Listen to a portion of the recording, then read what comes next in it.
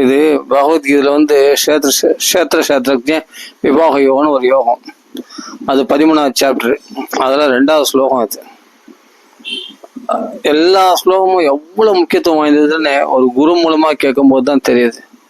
இல்லைன்னா ஏதோ ஸ்லோகம் இல்லை, எல்லாத்தையும் பட்டுட்டு ஆசைகளை விடு அப்படிதான் சிம்பிளா சொல்லியிருக்கு. இதுல என்ன புதுசா சொல்லியிருக்கு போகுது அப்படிதான் நம்ம பகவத்கீதை எடுத்துருப்போம். அப்படி கிடையாது. அது எப்படி புரிஞ்சுக்கணும், எப்படி அந்த பட்டுட்ட நிலை எப்படி நம்மளுக்கு சித்திக்கும், அது பக்தியின் மூலமா தான், அது ஞானத்தின் மூலமா கிடையாது, தியானத்தின் மூலமா கிடையாது அப்படின்ற அந்த வழிமுறைகள்லாம் அழகா காட்டாரு பாருங்க. அதை ஆணித்தரமா அடிக்கிறார் பல இடத்துல. மன்மனாபாவம் மத்பக்தன்றது ரெண்டு இடத்துல சொல்லியிருக்காரு. 18வது அத்தியாயத்திலும் சொல்லியிருக்காரு, அம்மா 7வது அத்தியாயத்திலும் சொல்லியிருக்காரு. இல்லை 9வது அத்தியாயத்தில் சொல்லியிருக்காரு. 9வது அத்தியாயத்திலே மன்மனாபாவம் மத்பக்தர் சொல்லியிருக்காரு, 18வது அத்தியாயத்திலும் மன்மனாபாவம். அப்ப ஏன் அதை திருப்பி சொல்லணும்? மத்பக்தா, என் பக்தனா ஆகு, அதுதான் முக்கியம். மத்யாஜிமாம் நமஸ்குரும் அப்படின்னு. அப்போ ஏன்னா திருப்பி அந்த பக்தியினால்தான் என்னை அடைய, பக்தியாமாம் அபிஜானாதி, வேற எதனாலும் என்னை அடைய முடியாதுன்றது தான் வலியுறுத்தி சொல்றாரு. அதனால பட்டுரு, இது பண்ணிடுற, அப்படியே ஏதோ சொல்லிட்டாரு, அவர் தானேப்பா பகவத்கீதை அப்படின்னு சிம்பிளா இருக்கக்கூடாது. இதில் உள்ள ஒவ்வொரு ஸ்லோகத்துக்கும் பிரபுபாதனுடைய வார்த்தைகளை படிச்சு பாருங்க. இது சிம்பிளா எடுத்துட்டா என்ன சிம்பிளா சொல்ல, கர்மாவை சரி பலன் எதிர்பார்க்காத, பட்டுட்டு இது மாதிரி சொல்லிடுவாங்க. அதாவது பகவத்கீதையை சரியா புரிஞ்சுக்கலாம்னு அர்த்தம். சிம்பிளா ஒரு வார்த்தை சொல்லுவாங்க, பட்டுட்டுன்னு சொல்லிடுது, அவள் தான் ஆசையை விட சொல்லிடுது, அவள் தான் பாரு அப்படின்றவங்களுக்கு பகவத்கீதையை அனுபவிக்கவே முடியாது. குருமாருடைய வார்த்தைகளை அனுபவிக்கிற பாக்கியம் இல்லை அவங்களுக்கு. துரதிருஷ்டசாலிகள். ஆனா நாம இந்த பகவத்கீதையை ஆஸ் இட் இஸ் உண்மை உரிவில் சில பிரபுபாதா போட்ட பகவத்கீதையை பதமா படிச்சு அதனுடைய உள்கருத்தை கொஞ்சம் யோசிச்சு சிந்திச்சு விசாரணை பண்ணி அதை எடுத்துக்கொள்றவங்க தான் பரம பாக்கியசாலி. அவன் மைண்ட் அவ்வளவு ரிலீஃபா இருக்கும். அப்படிப்பட்ட அஜ்ஞானத்தை அடியோடு வெட்டி எறியக்கூடிய வார்த்தைகள் பிரபுபாதருடைய குருநாதருடைய வார்த்தைகள். சாதாரண விஷயம் இல்லை. அது பாருங்க, அது சொல்றாருங்க. ஸ்ரீ பகவான் கூறினார், ஓ குந்தின் மகனே, இவ்வுடல் களம் எனப்படுகிறது. இவ்வுடலை அறிந்தவன் களத்தை அறிந்தவன் எனப்படுகிறான். பகவத்கீதை 13வது அத்தியாயம் 2வது ஸ்லோகத்தில். அப்போ களம்னா நேது அதிகம் விளக்கம் கொடுக்குறாரு, கீழே பார்க்கலாம். பரமபுருஷனான பகவான் கிருஷ்ணர் அர்ஜுனனுக்கு க்ஷேத்திர மற்றும் க்ஷேத்திரஜ்ஞ ஆகியவற்றை பற்றிய அறிவை போதிக்கிறார். க்ஷேத்திர என்பது உடல் எனும், அதாவது களம்னு சொல்லியிருக்கு இல்லையா, ஒரு இடம். க்ஷேத்திரம்னா ஒரு இடம் சொல்றோம். ஆனா இங்க வந்து குறிப்பா இந்த அமைதியான வாழ்வு கழிவுல இதுல வந்து எப்படி கொடுத்துருக்காருன்னா வயல்னு கொடுத்துருக்காரு. இந்த க்ஷேத்திரம்னா வயல் வந்து என்னன்னா, இப்ப கழனி இருக்கு இல்லையா, வயல். அந்த வயல்ல வந்து என்ன பண்ணுவோம், அதை பண்படுத்தி அதுல பயிர் விதைச்சு பயிரை உண்டாக்கும் இல்லையா. அப்போ நம்ம ஒரு 4 ஏக்கர் 5 ஏக்கர் நிலம் இருக்குன்னா அதில் என்ன பண்ணுவோம், நிறைய நெல் விதைச்சி பயிர் போட்டு நல்லா செழிப்பாக்கி அது உரம் போட்டு எரு போட்டு நல்லா ஆடு மாடு மேயாமல் பாதுகாத்து நல்லா பயிர் விளைச்சல் விளைஞ்சதுன்னா இஷ்டத்துக்கு தேவையான உணவுலாம் தன்னாலே கிடைக்கும் அந்த நிலத்தினால. அது போல வந்து ஒரு வயல் போலவான் இந்த உடம்பு. இந்த க்ஷேத்திரம்ன்றது இந்த உடம்பு. இந்த உடலை அறிபவன் தான் ஜீவாத்மா. நல்லா புரிஞ்சுக்கணும்.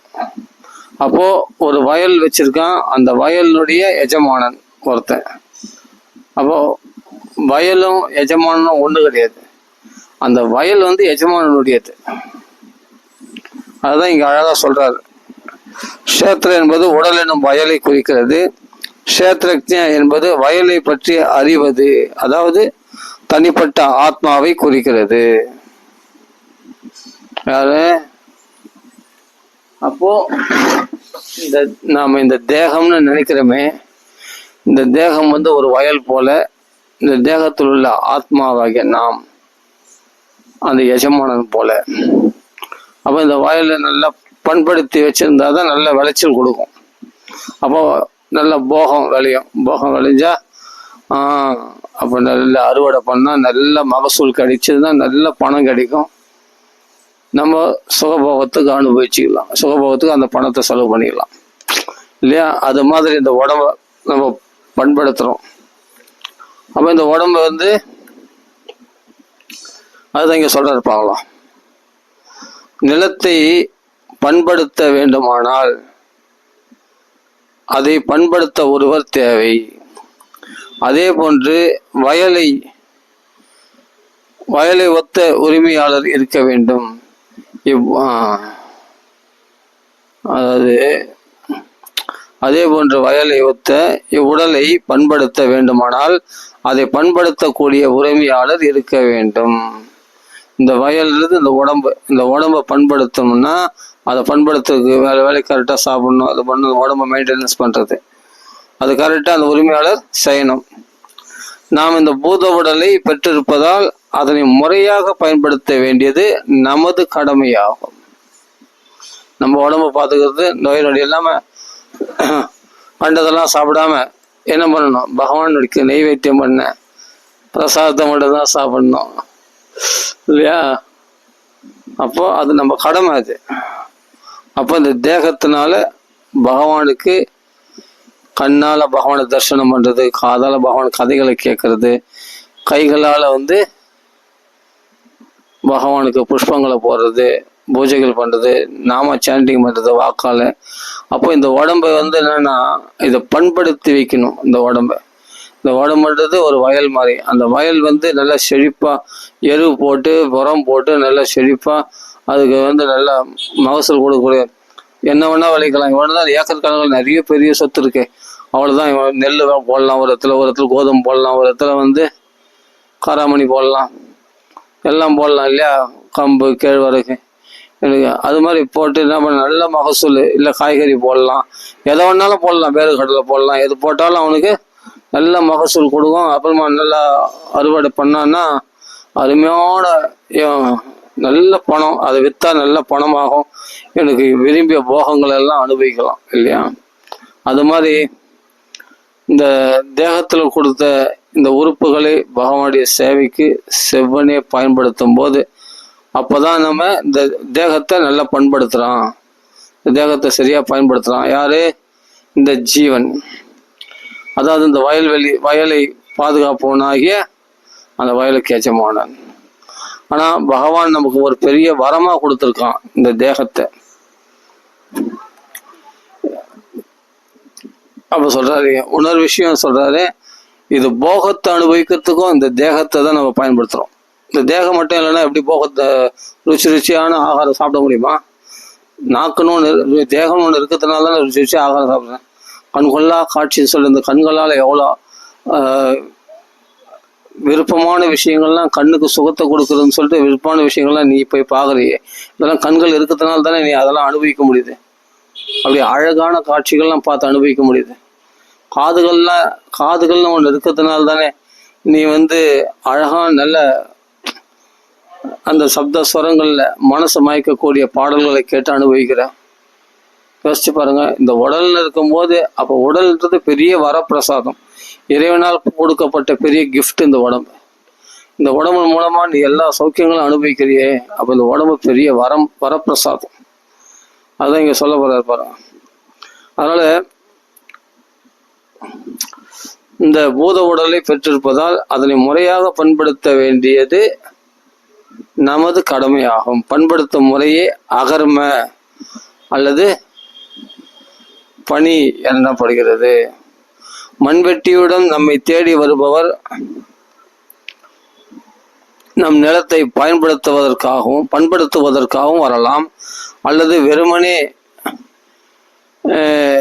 வெறுமனே டீ காஃபி அருந்தவும் வரலாம்.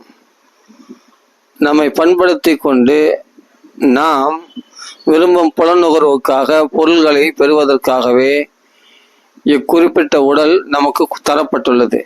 இவ்வுடல் இறைவனால் நமக்கு அருளப்பட்ட வரப்பிரசாதம் ஆகும்.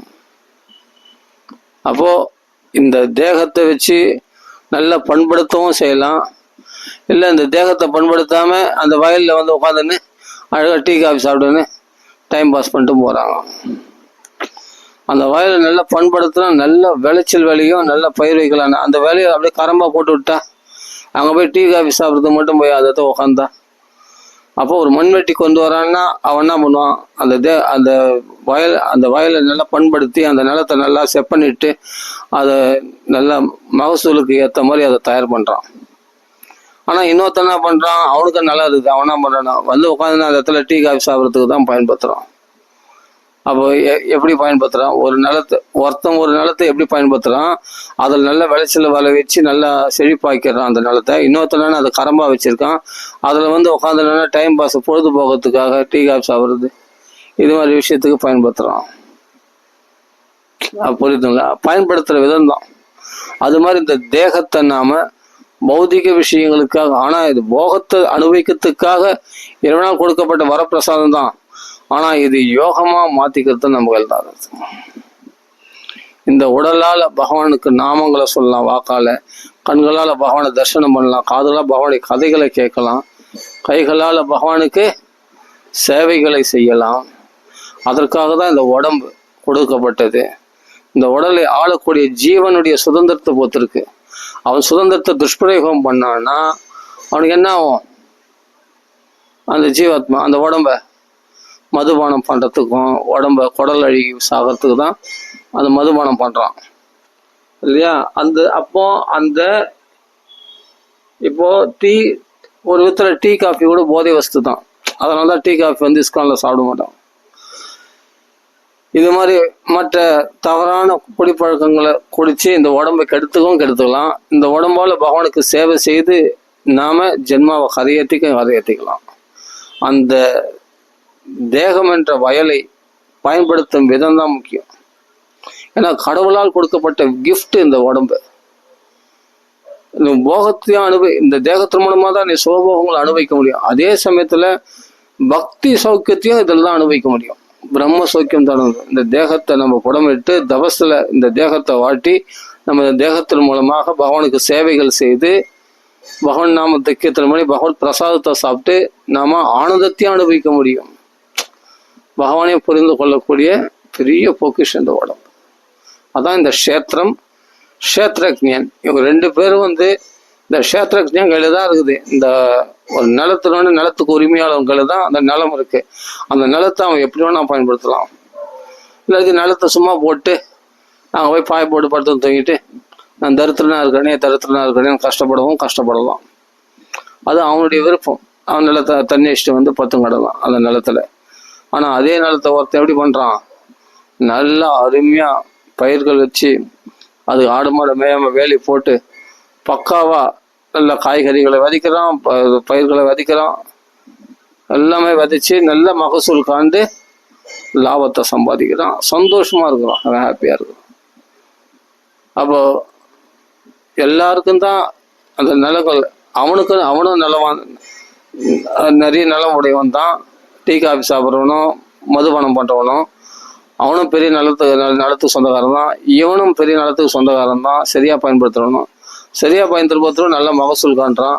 சரியாக பயன்படுத்த அதனுடைய நிலமானது கரம்பா கிடக்குது. அப்படி அவன் தரித்திரம் தான் அவன் இருக்கிறான். அது மாதிரி தான் இந்த உலக சௌக்கியங்களில் ஈடுபடுபவர்கள் இந்த தேகத்தை பாபக்குழியில் தள்ளி விடுகிறார்கள்.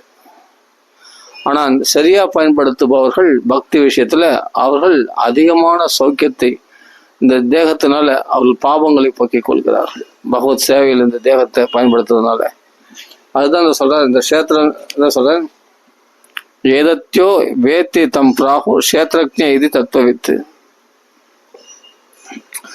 அதனால மண்வெட்டியுடன் நம்மை தேடி வருபவர் நம் நிலத்தை பண்படுத்துவதற்காகவும் வரலாம், அல்லது வெறுமனே டீ காஃபி அருந்தவும் வரலாம். நம்மை பண்படுத்தி கொண்டு நாம் விரும்பும் புலநுகர்வுக்காக பொருள்களை பெறுவதற்காகவே இந்த குறிப்பிட்ட உடல் நமக்கு தரப்பட்டுள்ளது. இவ்வுடல் இறைவனால் நமக்கு அருளப்பட்ட வரப்பிரசாதமாகும். இறைவன் தயை மிகுந்தவர் ஆதலால் யாரேனும் எதையாவது அவரிடமிருந்து பெற விரும்பினால் அவர் அதை அருளுகிறார். அவருக்கும் நமக்கும் உள்ள உறவு தந்தைக்கும் மகனுக்கும் உள்ள உறவை போன்றதாகும். பகவான் தயை அதிகம். ஆரம்பத்துல பகவான் இடத்துல தான் நம்ம இருந்தோம். ஆனந்தமா இருந்தோம். ஆனா பகவான் இந்த ஜீவன் என்ன பண்றான், பிடிவாதம். நான் இந்த தேகங்கள்லாம் எடுத்து அந்த தேக சௌக்கியத்தை அனுபவிக்கணும்னு பிடிவாதம் பண்றான். ஆனா பகவான் கொடுக்கறதில்ல. திருப்பி திருப்பி திருப்பி அவன் பிரார்த்தனை பண்ணோடனே அவன் பிடிவாதத்துக்கு ஏற்ற மாதிரி கொஞ்சம் சரி போய் பட்டு வா அப்படின்னு அவனுக்கு சில சுகங்களை கொடுக்கிறார். தயமிகுந்தர். அதனால் யாரேனும் எதையாவது அவரிடமிருந்து பெற விரும்பினால் அவர் அதை அருளுகிறார். ஏன்னா யாருக்கு எது கேட்டாலும் பகவான் குத்துருவார். அவருக்கும் நமக்கு ஒரு அப்பா பிள்ளைக்கு ஆசையா செல்ல பிள்ளைக்கு என்ன கொடுக்க மாட்டார், எதை கேட்டாலும் கொடுப்பாரு. அவளை பகவான்களை கிருஷ்ணனிடத்துல எது பிரார்த்தனை பண்ணாலும் இந்த ஜீவன் பிரார்த்தனை மனுஷனா உடனே கொடுப்பாரு. அவருக்கும் நமக்குள்ள உறவு தந்தைக்கும் மகனுக்கும் உள்ள உறவை போன்றதாகும். மகன் தந்தையிடமிருந்து தான் விரும்பியவற்றை பெற அவரை வற்புறுத்துவான். மகன் விரும்புவது அவனுடைய நன்மைக்கு உகந்ததல்ல என தந்தை அறிவு. இதன் மூலமாக பகவத்கீதை மூலமாக பாகவதம் மூலமாக எல்லாம் அனித்தியம், இது அசுகம், இந்த உலக விஷயங்களை விரும்பாத, இந்த ஆசைகளை விடு அப்படின்னு அப்பா அறிவுறுத்துறாரு. பிரபுபாதா போல மகான்கள் மூலமாக பகவத்கீதையில பாகவத்தில் அறிவுறுத்தலாம். ஆனா இவன் என்ன பண்றான், கேட்க மாட்டேன்றான். எனக்கு அந்த உலக சௌக்கியங்கள் தான் வேணும்னு கேட்குறான். அவன் என்ன பண்றார், மகன் விரும்புவது அவனுடைய நன்மைக்கு உகந்ததல்ல என தந்தை அறிவுறுத்தலாம். ஆனால் அதையும் மீறி மகன் வற்புறுத்தும் போது தந்தை மகனுடைய விருப்பத்திற்கு அனுமதி அளிக்கிறார். கெட்டுக்குட்டி சேவரா போறான். ஏன்னா இவன் விரும்புறது வேற பௌதிக விஷயம். அப்புறம் பகவானே மறந்துடுவான். அப்போ துன்பம் தான் பட்டாகணும். அப்போ சொல்றாருங்க, மகன் வற்புறுத்தும் போது தந்தை மகனுடைய விருப்பத்திற்கு அனுமதி அளிக்கிறார். பாசம் மிகுந்த தந்தை மகன் விரும்புவதை தருகிறார். அதே போன்று அனைவருக்கும் தந்தையான இறைவன் தனது மகனின் விருப்பத்தை நிறைவேற்றுகிறார். அனைத்து உயிர்களிலும் உள்ள எல்லா ஜீவன்களும் இறைவனது குழந்தைகளே என்று பகவத்கீதை கூறுகிறது. தந்தைக்கும் மகனுக்குள்ள உறவுன்றது இவன் நாம சும்மா ஏதோ கற்பனையில சொன்னது கிடையாது. உண்மையிலேயே தந்தைக்கும் மகனுக்குள்ள உறவு என்பது நான் வித்திட்ட தந்தை அப்படின்ட்டு புருஷோத்தம யோகத்துல பகவான் சொல்றாரு. இது புருஷோத்தம மாசம். இது உண்மையிலேயே கீதையில பகவான் சொல்றதுதான் பிரபுபாதா இங்க சொல்றாரு. நமக்கும் பகவானுக்குள்ள ரிலேஷன்ஷிப் விட தந்தைக்கும் மகனுக்குள்ள ரிலேஷன்ஷிப். ஆனா அப்பா சொல்ற பேச்சு யார் கேட்குறாங்களோ, கிருஷ்ணன் சொல்ற பேச்சு, வச்சனம் கரிஷ்யே வச்சனம் கரிஷ்யே, உன்னுடைய வார்த்தை எப்படி நடக்கிறேன் அர்ஜுனன் கேட்ட மாதிரி யார் பகவான் சொல்ற பேச்சு கேட்குறாங்களோ அவங்களுக்கு நல்ல வாழ்க்கை. ஆனா பகவான்களை பிடிவாதம் பண்ணி எனக்கு இந்த வாழ்க்கை எனக்கு ஆன்மீக வாழ்க்கை வேணாம், பௌதிக வாழ்க்கை தான் வேணும், இந்த வசதிகளை கொடு அப்படின்றதுனால, ஏன்னா அவனும் புள்ள தானே, அதனால அவன் ஆசைப்பட்டதை சரி ரொம்ப வற்புறுத்துறதுனால கொடுத்துட்றாரு. பாசம் மிகுந்த தந்தையான். அதனால் பிள்ளைகளுக்கு செல்லமா, அதனால பாசம் மிகுந்த தந்தை மகன் விரும்புவதை தருகிறார். ஆனா யாரு கிளாஸ், இவன் தான் கெட்டுக்குட்டி சவரா போறான். சரி பட்டு வா, நான் சொல்லும் போதே கேட்டா நீ எப்பவும் சௌக்கியமா இருக்கலாம். நான் சொல்லும் போது கேட்கலன்னா அப்போ என்ன பண்ண சரி கொஞ்ச நாள் நீயே பட்டு அதுல சுகம் இருக்கா நீயே தெரிஞ்சுட்டு வா அப்படின்ட்டு அவனுக்கு தேவை ஒண்ணுன்னா பொருள் வேணும், இது 1 மாசம் இருந்தா எடுத்துப்போம் அப்படின்னு கொடுக்குறாரு. அவன் ஆசைப்பட்டது. இப்போ பகவான்கள் நம்ம எதுவுமே கேட்கக்கூடாது. பகவான் நமக்கு நல்ல விஷயங்கள்லாம் சொல்லியிருக்காரு பகவத்ல, அதை நம்ம எடுத்துட்டாலே போதும், நம்ம வாழ்க்கை சேமமா இருக்கும்.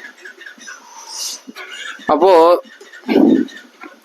அனைத்து உயிர்களிலும் உள்ள எல்லா ஜீவன்களும் இறைவனது குழந்தைகளே என்று பகவத்கீதை கூறுகிறது. சர்வ யோனிஷு கௌந்தேயா மூர்த்தய சம்பவந்தியா தாசாம் பிரம்ம மகத்யோனிகி அகம் பீஜ பிரதப்பிதாம்.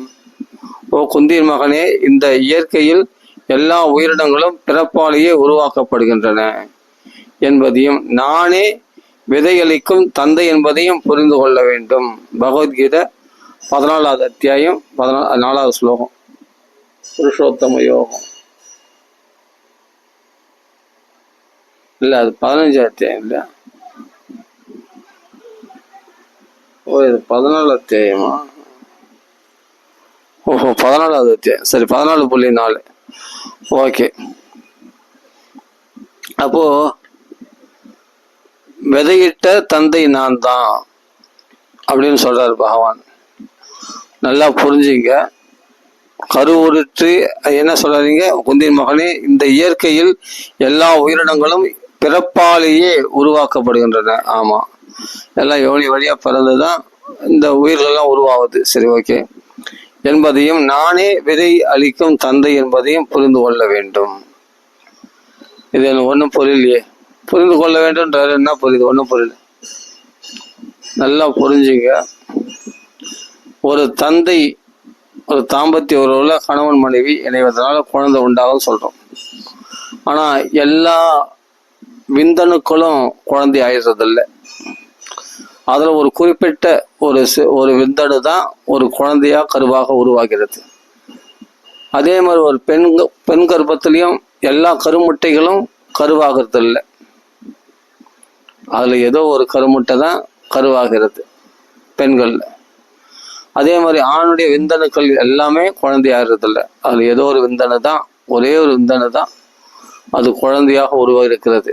அப்போ அந்த விந்தணுல விதை போட்டது யாருன்னா பீஜகா பிரதப்பிதா, கிருஷ்ணன் தான் போட்டதான். அது அந்த கிருஷ்ணன் போட்ட விதை தான் அங்க முளைக்கும். ஒரு ஆண் பெண் எனக்கு சேர்க்கையினால குழந்தை வந்துடுறதில்ல. எவ்வளோ பேர் தம்பதிகள் இன்னைக்கு குழந்தை பாக்கியம் இல்லாமல் இருக்கிறாங்கல்ல. அப்போ ஒரு ஆணுடைய விந்தணுக்களாலேயோ அல்லது பெண்ணுடைய கருமுட்டினால் மட்டும் இருக்கிறதுனால மட்டும் குழந்தை உண்டாயிடாது. பகவான் விதை போடணும். அதனால்தான் பகவான் விதை போட்டதுனால தான் குழந்தை கரு உருவாகும். அப்போ எல்லா விந்தணுக்களும் குழந்தை ஆகிறதுல, எல்லா கருமுட்டையும் கரு பெறதில்லை, கரு உண்டாகிறதில்லை. இப்போ புரியுதா? அப்போ பகவான் சொல்றது இங்க சத்தியம்னு நிரூபணமாகுதா? அதான் சொல்ற, சர்வ யோனிஷு கௌந்தேயா மூர்த்திய சம்பவந்தியா தாசாம் பிரம்ம மகத்யோனிர் அகம் பீஜ பிரதப்பிதா. நான் தான் வித்திட்ட தந்தையாக இருக்கின்றேன். அப்போ ஒரு குழந்தை கருவை உருவாகுதுன்னா அது பகவான் வித்திட்டதான். அந்த ஜீவன் என்ற விதையை போடுறார். இல்லைன்னா ஜடம்தான். இயற்கையானதுன்னா பஞ்சபூதங்களால் ஆகிய சரீரத்தை கொடுக்கின்றது. ஆனா அவளுக்குள்ள ஜீவனை கொடுக்கறது யாருன்னா கிருஷ்ணர் தான் கொடுக்குறாராம். இது ஒவ்வொரு ஜீவாத்மா, ஒவ்வொரு தாய் தந்தைக்குள்ளும் குழந்தை பிறக்கிறது மட்டும் இல்லை. இந்த பிரம்மாண்டமாகிய மகத்யோனி, அதாவது என்னன்னா பிரகிருதி மூலமாக இந்த உலகம் படைக்கப்படும் போது கூட இந்த பிரகிருதியால என்ன பண்ண முடியும் அப்படின்னா, அதாவது பகவானுடைய சக்தியால் என்ன பண்ண முடியும் அப்படின்னா பஞ்சபூதங்களால உடல்களை கொடுக்க முடியும். யாரால? இந்த பகவானுடைய சக்தியால் அவ்வளவுதான் செய்ய முடியும். அவைகளுக்குள்ள இருக்கிற ஜீவராசிகளுக்கு அந்த அவைகளுக்குள்ள இயக்கங்களை பெறக்கூடிய அந்த ஜீவன்களை, அந்த உயிராத்மாக்களை விதைக்கிறது யாருன்னா பகவான் கிருஷ்ணர் தானா. அவைகள் உள்ள அந்த தேகத்துக்குள்ள புகுந்ததுனால்தான் அந்த தேகங்கள் அசைவு இயக்கம் பெறுகின்றது. இல்லைன்னா இந்த பிரம்மாண்டமானது இப்ப சுழற்சியா, இந்த பிரம்மாண்டமானது இது இயக்கம் பெறாது, எல்லாம் ஜடமா இருக்கும். புரியுதுங்களா? அப்போ அவர்களுக்குள்ள உயிர் சக்தி கொடுத்தது யாரு? வித்துட்டது யாரு? கிருஷ்ண பரமாத்மா. இந்த பிரம்மாண்டங்களுக்கே மொத்த உயிர்களுக்கும் விதப்பட்டவர் யார்? பகவான். அதே மாதிரி ஒவ்வொரு தம்பதிகளுக்குள்ளும் உயிர் அளிக்கிறதும் அதுக்குள்ள குழந்தைகளை கொடுக்கறதும் பகவான் தான். அவன் தான் வித்திட்ட தந்தையாக இருக்கின்றார். யாரு? கிருஷ்ணர் தான். அப்படின்னு நல்லா புரிஞ்சுக்கணும். அதான் இங்க சொல்ற, இந்த பௌதிக உலகில் லௌகிக இயற்கை, அதாவது பிரகிருதி எனப்படும் தாயானவள் உடலினை தருகிறாள். அவளால் அதான் தர முடியும். ஆனா உயிரை கொடுக்கறது யாருன்னா அந்த ஜீவனை, தனக்குள்ள ஒடுங்கி இருக்கிற அந்த ஜீவன்களை அவுத்து விடுறார். அதுங்களை உடல்களை கொடுக்குற பிரகிருதி மூலம் உடல்களை கொடுத்து அந்த உடல்களில் உயிர் பெறும்படி செய்து இந்த உயிர்களை விதைக்கிறார். விதைச்சு அவர்களை பகவான் பராமரிக்கின்றார். விஷ்ணுவாக இருந்து அனைவருக்கும் தந்தையான இறைவன் உயிர் வாழும் ஜீவன் என்று வித்திட்டு அவ்வுடலை உயிர்ப்பிக்கிறார். புரியுங்களா? இவர் தான் ஜீவனை விதைக்கிறது அந்த உடல்ல, இல்லைன்னா அது ஜடம்தான். ஒவ்வொரு கருவிலையும் உள்ள குழந்தையா இருந்தாலும் சரி, அதாவது பெரிய பிரம்மாண்டத்தில் இருக்கிற எல்லா ஜீவராசிகளும் சரி, அவைகள் என்னதான் உடல் பெற்றாலும் அவைகளுக்குள்ள உயிர்களை விதைக்கிறது யாரு? பகவான் தான். அவர் எல்லா ஜீவராசிகளுக்கும், மனுஷனுக்கு மட்டும் இல்ல, மரம் செடி கொடி மிருகங்கள் எல்லா ஜீவராசிகளுக்கும் வித்திட்ட தந்தை யாருன்னா பகவான் கிருஷ்ணர் தான். அது தீர்மானமா சொல்றாரு. உயிர் வாழும் ஜீவன் என்று வித்திட்டு அவ்வுடலினை உயிர்ப்பிக்கிறார். மனித இனத்தை தவிர மற்ற உயிரினங்களுக்கு ஆன்மா இல்லை என்று தவறான கருத்து தற்போது நிலவி வருகிறது. இதெல்லாம் கிறிஸ்டியன்ஸ்லாம் சில பேர் சொல்லுவாங்க, மனுஷனுக்கு மட்டும் ஆத்மா இருக்குது, மிருகங்கள்லாம் ஆத்மா கிடையாது, அதனால அதை கொண்டு சாப்பிடலாம். ஆத்மா இல்லாம எப்படி வளரும்? எப்படி அதெல்லாம் ஆக்டிவிட்டிஸ் பண்ணும்? யோசிச்சு பாருங்க. ஆத்மா இல்லாம எதுவுமே இயங்காத. அதுதான் இங்க சொல்றார். ஆனால் வேதங்களின்படி மரம் மற்றும் தாவரங்கள் உட்பட 80 லட்சத்துக்கும் மேற்பட்ட பல்வேறு வகையான உயிரினங்கள் உள்ளன என்பதையும் அவை அனைத்திற்கும் ஆத்மா உள்ளது என்பதையும் நாம் சாஸ்திரங்கள் மூலமா, வேதங்கள் மூலமா நாம் அறிகிறோம். இல்லையில் அவ்வுயிரினங்களில் வளர்ச்சி என்பதோ விருத்தி என்பதோ இருக்க சாத்தியமில்லை. அது விருத்தி அடைகிறதும், அது பல குழந்தைகளை பெற்றுக்கொள்வதும், இப்போ நாய்கள்னா அது 10 குட்டி போடுறதுன்னா அது ஆத்மா இல்லாம எப்படியா உயிர்களை பெற்றுக்கொள்ள முடியும்? அது உயிர் இல்லைன்னா அது ஜடமா அது. அதனால சில மதங்கள்ல தப்பான, அதாவது மனுஷனால் எழுதப்பட்ட மதங்கள் வேற, இறைவனால கொடுக்கப்பட்ட மதம் தான் சனாதன தர்மம். நம்ம ஹிந்து தர்மம், வேதங்கள், உபனிஷதங்கள், புராணங்கள் இதெல்லாம் ஒரு மனுஷனால செய்யப்பட்டது கிடையாது, இறைவனால் கொடுக்கப்பட்டது. மற்ற பைபிளோ மற்ற இதெல்லாம் மனுஷனால் எழுதப்பட்டது. குரானோ எல்லாமே மனுஷனால், அப்புறம் பின்னாடி மனுஷனால் எழுதப்பட்டது. அது மாதிரி சில சாஸ்திரங்கள். அப்போ இது என்னைக்கு தோன்றுச்சுன்னு வேதம் சொல்ல முடியுமா? வேதத்தை யார் எழுதி வச்சானா? யாருமே எழுதிக்கல. வேதத்தை நாளா பிரிச்சு சுலமா கொடுத்தாரு வியாசர், அவள் தான். அது எங்கிருந்து வந்த? நாராயணனுடைய மூச்சு சுவாசத்திலிருந்து வந்தது நம்ம சாஸ்திரங்கள்லாம். அதனால சாதாரண இது சாதாரண கண் கொண்டு அதுல சொல்றது எல்லாம் சத்தியமா இருக்கும். வேதத்துல சொல்லக்கூடிய ஒரு அக்ஷரம் கூட பொய் போகாது. அப்ப அது சொல்லியிருக்கேன்னா எல்லா ஜீவராசிக்குள்ளும் ஆத்மா இருக்குன்னு சொன்னா அதை தான் நம்ம எடுத்துக்கணுமே தவிர, மற்ற மதங்கள்ல சொல்லக்கூடிய மனுஷனுக்கு மட்டும்தான் ஆத்மா இருக்கு, மற்ற ஜீவராசிகள் இல்லை, நம்ம அதெல்லாம் கொண்டு சாப்பிடலாம், அது மாதிரிலாம் சில பேர் சொல்றாங்க. நான் கிறிஸ்டியன் கேள்விப்பட்டிருக்கேன். இங்க பிரபுபாதா சொல்றது அதை அப்படி கிடையாது. மரம் செடி கொடியெல்லாம் கூட, ஏன் மலைகளுக்கு கூட அது கல்லுன்னு நினைக்கூடாது, அவைகளுக்குள்ள ஜீவன் இருக்கு. அதெல்லாம் புரிஞ்சுக்கணும். ஒரு 2 தேரைக்கு கூட ஒரு அம்சம் ஜலம் கூட, அதுக்குள்ள ஒரு தேரை உயிர் வாழுது. அப்போ எல்லாத்துலயும் ஜீவன் இருக்கு, இல்லைன்னு சொல்ல முடியாது.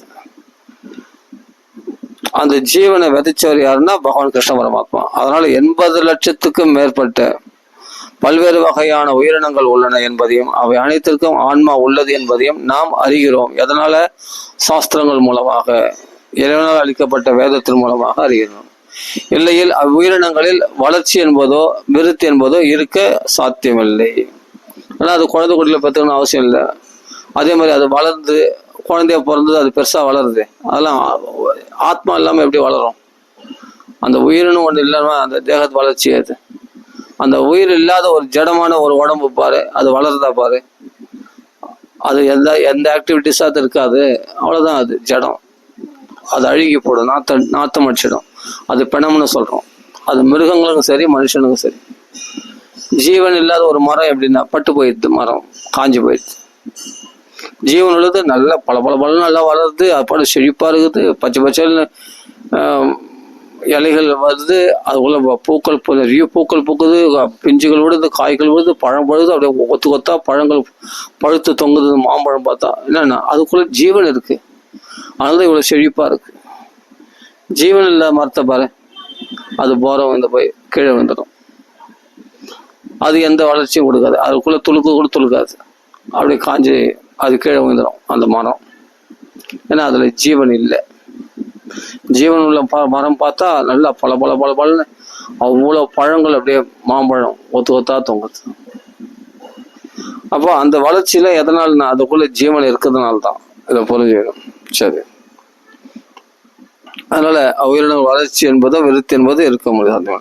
மேலும் உயிர் வாழும் ஜீவன்கள் இந்த லௌகிக உலகில் எவ்வுடல் எடுப்பினும் அவை தனது பிள்ளைகளே என்று கிருஷ்ணர் இச்செயலில் பிரகடனப்படுத்துகிறார். அதனால லௌகிக உலகில எந்த உடல் எடுப்பினும், அது மனுஷ உடல் தான் கிடையாது, அது மிருக உடல்ல இருந்தாலும் சரி, பறவைகளா இருந்தாலும் சரி, அது ஸ்தாவரங்களாகிய மரம் செடி கொடிகளா இருந்தாலும் சரி, எல்லா உடலுக்கும் வித்திட்டவர் யாரு?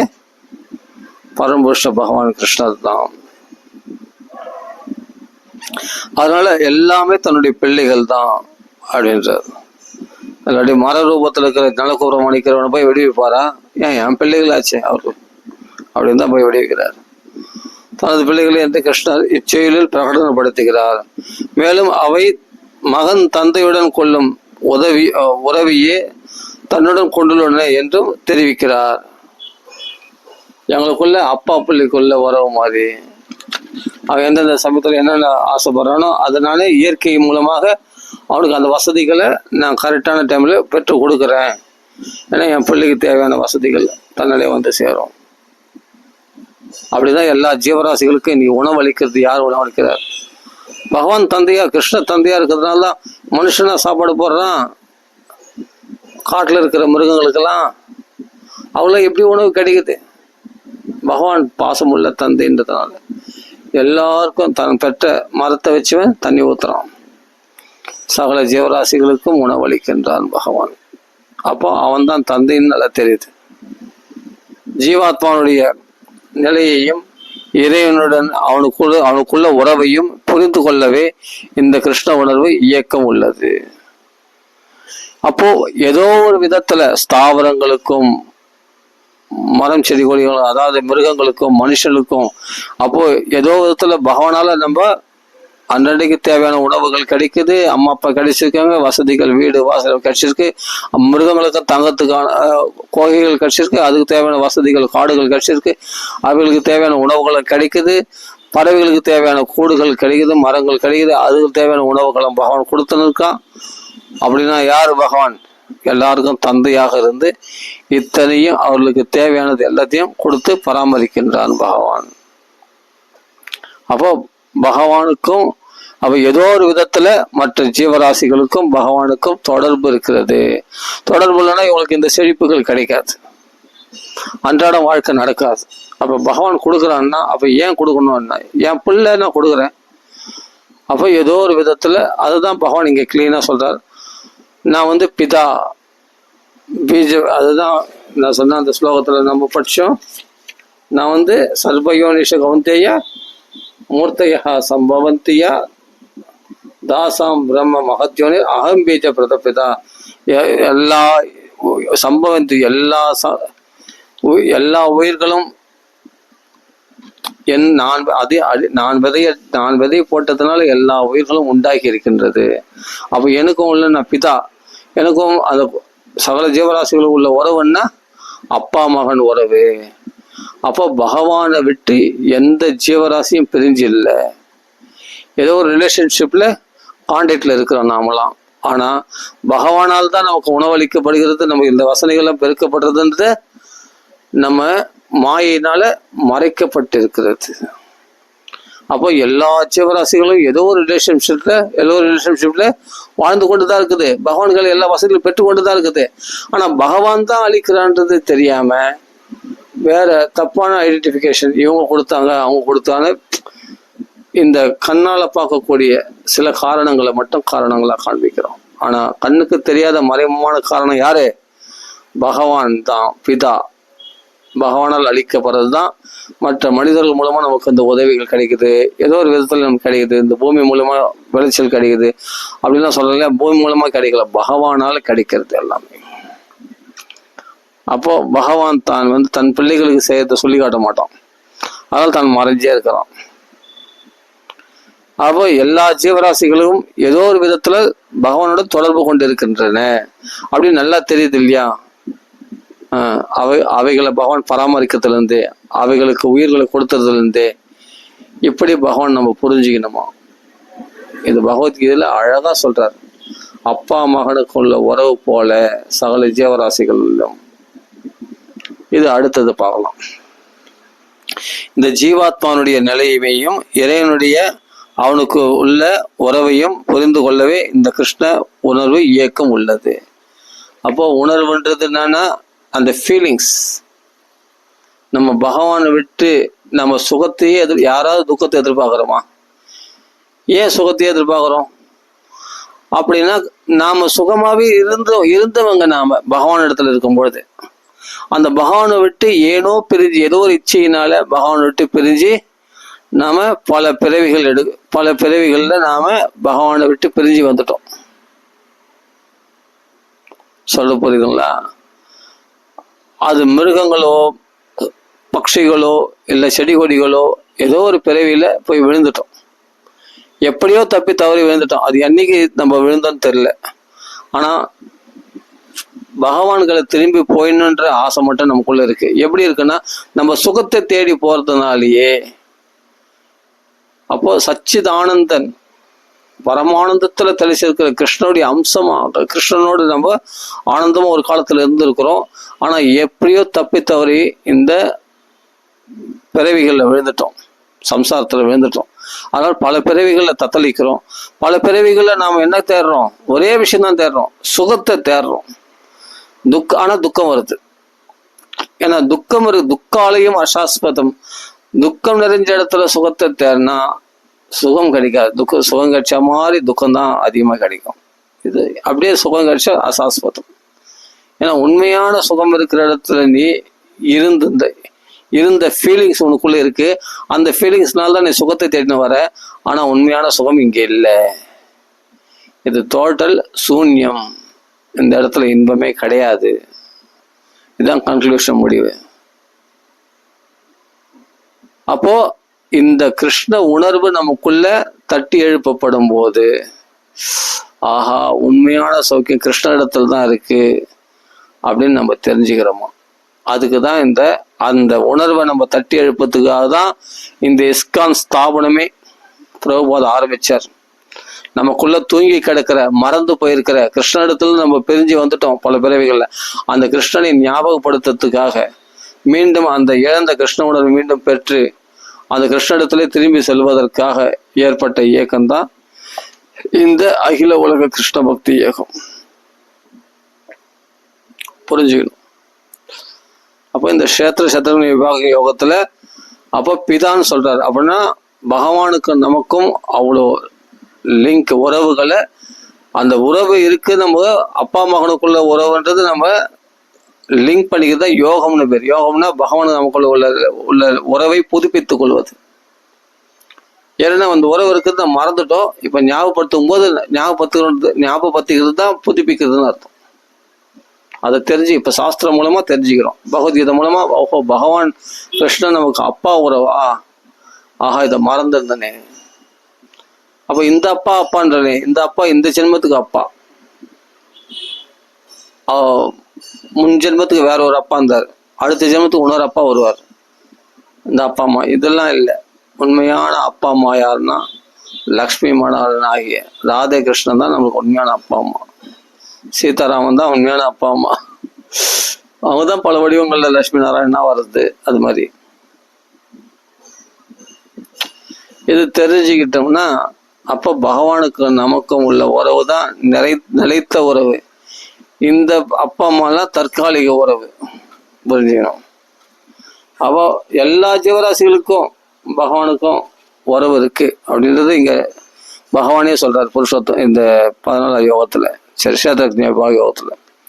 அடுத்து சொல்றாரு, கஷேத்திரஜ்ஞம் சாவி மாம் வித்தி சர்வக்ஷேத்ரேஷு பாரத க்ஷேத்ர க்ஷேத்ரஜ்ஞயோர் ஞானம் யத்ஞானம் மதம் மம. பரதகுல தோன்றலே, உடல்கள் அனைத்திலும் நானே அறிபவனாக இருக்கின்றேன் என்பதை நீ புரிந்து கொள்ள வேண்டும். உடலையும் அதன் உரிமையாளரையும் அறிவதே ஞானம் எனப்படுகிறது. இதுவே எனது அபிப்பிராயம். பகவத்கீதை 13வது அத்தியாயம் 5வது ஸ்லோகத்தில் சொல்லப்படுது. நாம் உண்மையில் இவ்வுடலா இல்லையா என்பதை அறிய நமது உடலை கூர்ந்து ஆராய்வோமேயானால் நாம் உண்மையில் இவ்வுடல் அல்ல, நாம் இவ்வுடலை அறிபவரே, அதாவது க்ஷேத்ரஜ்ஞ என்பதை உணர முடியும். நமது விரலையோ அல்லது உடலின் ஒரு பகுதியையோ எடுத்துக்கொண்டு நாம் அவ்வுறுப்பா என்று ஆராய்வோமேயானால் நாம் நமது உடலின் எந்த ஒரு உறுப்பும் அல்ல என்பதை உணரலாம். மேலும் நமது உடல்கள் நமக்குரியவை அல்ல என்பதையும் நாம் உடல் அல்ல என்பதையும் உணரலாம். எனவேதான் இது என்னுடைய உடல் என்று கூறுகிறோம். இந்த உடலை நான் சொல்ல, இது என்னுடைய உடம்பு, என்னுடைய விரல், என்னுடைய கை, என்னுடைய வாய், என்னுடைய கண், என்னுடைய மூக்கு அப்படின்னு சொல்றமே தவிர நான் இந்த மூக்கு, நான் இந்த உடல் அப்படின்னு சொல்றதில்லை. என்னுடைய உடல் சொல்றோம் இல்லையா? அப்போ இந்த உடல் உள்ள க்ஷேத்ரஜ்ஞன் யாருன்னா ஜீவாத்மா தான். நீ தான் அந்த ஜீவாத்மா, அந்த க்ஷேத்திரத்தை அறியக்கூடியவனா இருக்கிற. ஆனா இந்த க்ஷேத்ரஜ்ஞனாய ஜீவாத்மாவையும் கட்டுப்படுத்துபவர் ஒருத்தர் பகவான் கிருஷ்ணர் அதுக்கு மேல இருக்கிறார். இந்த ஜடமாகிய இந்த உடம்புக்கு தாண்டி ஜீவாத்மா இருக்கு. அந்த ஜீவாத்மாவையும் தன் கண்ட்ரோல்ல வச்சிருக்கிறவர் யாரு? இயக்கிறவர் யாரு? பரமாத்மா, அதான் கிருஷ்ணர். சரி, அப்போ இந்த உடம்பு இப்ப நான் சொன்னேன் இல்லையா, வயலுக்குரிய உரிமையாளர் வேற, வயல் வேற. அது மாதிரி இந்த உடம்பு வேற, இந்த ஜீவாத்மா வேற. நல்லா புரிஞ்சுக்கணும். இந்த ஜீவாத்மா தான் உடம்பை பாதுகாக்கிறது. இந்த ஜீவாத்மா வெளியே போச்சுன்னா அந்த உடம்புக்கு வேல்யூபிள் இல்லாமல். அதே மாதிரி ஒரு வயலின் உரிமையாளன் தான் அந்த வயலை நல்லா செட் பண்ணிட்டு அதை செழிப்பா பாதுகாக்கிறான். அந்த வயல்வெளி இதே பாதுகாக்க தெரியாதவன் மதுமானம் சாப்பிட்டு அந்த வயலை தப்பா, அந்த வயல்வெளியை கரமா போட்டு வச்சுக்கிறான். பாதுகாக்க தெரிஞ்சவன் அதனால செழிப்பாக்குறான். அந்த ஜீவன், அந்த ஜீவன் என்ற எஜமானன், உரிமையாளன், அந்த நிலத்துக்குரியவன். அதை நம்ம பார்த்தோம். அதான் க்ஷேத்ரஜ்ஞ அப்படின்னா இந்த தேகத்தை அறிபவன், அதாவது ஜீவாத்மா.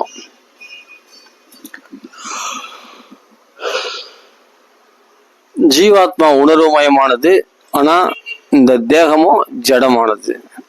தேகத்துல உணர்வு இருக்குன்னு உள்ள ஜீவன் இருக்கு. அதனால எங்க உடம்புல கிள்ளனாலும் உடனே சுருக்குன்னு கிள்ளனா வலிக்குது. ஏன்னா உணர்வு அந்த ஜீவன் உள்ள இருக்கிறதுனால அந்த உணர்வு பரவி இருக்குது தேகம் முழுவதும். ஆனா தேகம், இந்த உடம்பு, இந்த ஜீவன் வெளியே போயிடுச்சுன்னா இந்த தேகம் ஜடம். வெட்டினா கூட, கை காலை வெட்டினா கூட தெரியாது அந்த பணத்துக்கு இல்லையா? அது புரிஞ்சுக்கணும். அதுதான் சொல்றாரு க்ஷேத்ரஜ்ஞன். அப்போ கொஞ்சம் ஆராய்ச்சி பார்க்கணுமா, எந்த ஒரு நம்ம உடலின் எந்த ஒரு உறுப்பும் எந்த ஒரு உறுப்பும் நாம் அல்ல என்பதை உணரலாம். மேலும் நமது உடல்கள் நமக்குரியவை அல்ல என்பதையும், நாம் உடல் அல்ல என்பதையும் உணரலாம். எனவேதான் இது என்னுடைய உடல் என்று கூறுகிறோம். எதிர்பாராத விதமாக நாகரிக கலாச்சாரத்தை உடைய மக்கள் தாங்கள் யார் என்று சிந்தித்து பார்ப்பதில்லை. மக்கள் சரீரத்தை தான் என்று எண்ணி அலுவலகங்களிலும் தொழிற்சாலைகளிலும் நாள் முழுவதும் கடுமையாக உழைக்கிறார்கள். எதுக்காக? இந்த தேகமே நான் நினைச்சு, இந்த தேக சௌக்கியங்களுக்காக. மேலும் மக்களிடம் நீங்கள் யார் என்று வினவினால் நான் ஹிந்து, நான் முஸ்லிம், நான் அமெரிக்கன், நான் கிறிஸ்தவன் என விடையளிக்கின்றனர். இப்ப நானே ஃபாஸ்டா போறேன், இதுக்கு விளக்கம் அளிக்கணும்னா இன்னும் அழகா விளக்கம் அளிக்கலாம். நல்ல அருமையான விளக்கம் இது. இப்ப நம்ம ஆரம்ப பார்த்தோமே, அதாவது உன்னை உடல்கள் அனைத்திலும் நானே அறிபவனாக இருக்கிறேன் என்பதை நீ புரிந்து கொள்ள வேண்டும். உடலையும் அதன் உரிமையாளரும் அறிவதே ஞானம் எனப்படுவது. இதுவே என்னோட அபிப்பிராயம். அதாவது என்ன சொல்றாரு பகவான், என்ன சொல்றாரு, இப்ப என்ன பண்றாரு, அந்த ஜீவனையும் ஜீவன் இந்த தேகத்துக்குரியவன், தேகத்தை அறிபவன். அந்த தேகத்தையும் அந்த ஜீவனையும் அறிபவன் ஒருத்தர் இருக்கான், அவன் தான் பரமாத்மா, நானே தான் அப்படின்ட்டு பகவான் சொல்றாரு இங்க இந்த ஸ்லோகத்துல. ரொம்ப அற்புதமான ஸ்லோகம். கஷேத்திரஜ்ஞம் சாபி மாம் வித்தி சர்வக்ஷேத்ரேஷு பாரதா கஷேத்திரஜ்ஞயோ ஞானம் யத்ஞானம் மதம் மம. பத்தியா?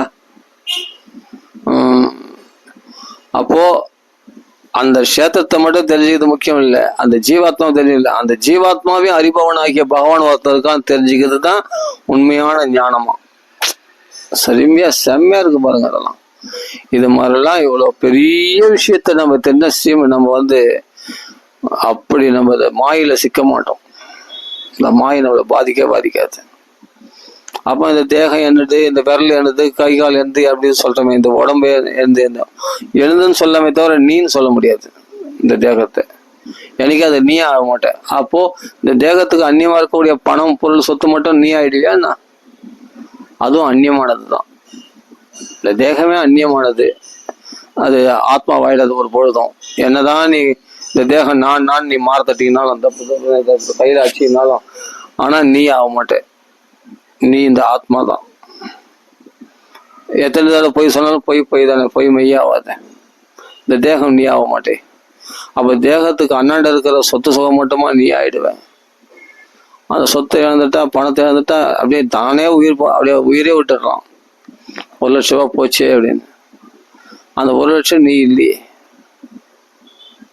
இதான் அஜ்ஞானம்ன்றது. அதான் விசாரணை பண்ணணும். இதெல்லாம் விசாரணை பண்ணா எவ்வளவு அழகா சொல்றாரு பகவான் தான். அப்போ இந்த தேகத்தினால என்ன இந்த கொடுத்துக்கிற தேகத்தை என்ன பண்ண, பகவத் சேவையில ஈடுபடுத்து. பகவான் பக்த சங்கத்தை நாடு, பகவான் நாமா சொல்லு.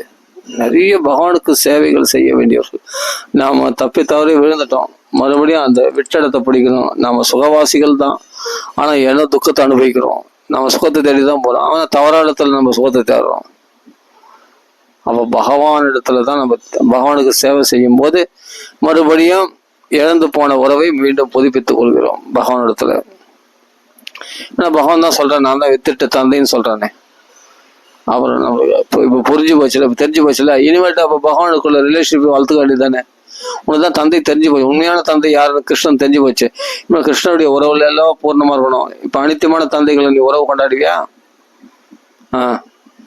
உண்மையான தந்தை யாருன்னு சாஸ்திரம் மூலியமா அது பகவத்கீதையில பிரபுபாத சொல்லிட்டாருப்பா. நான் உனக்கு வெத்திட்ட தந்தை நான் தாடா, என்னிடத்துல தாடா நீ வந்த, என்னை விட்டு பிரிஞ்சு வந்துட்ட, நான் தான் உனக்கு வெத்திட்ட தந்தை அப்படின்னா மறுபடியும் என்னிடத்துல வந்து சேர்றத பார். அவ்வளவுதான்.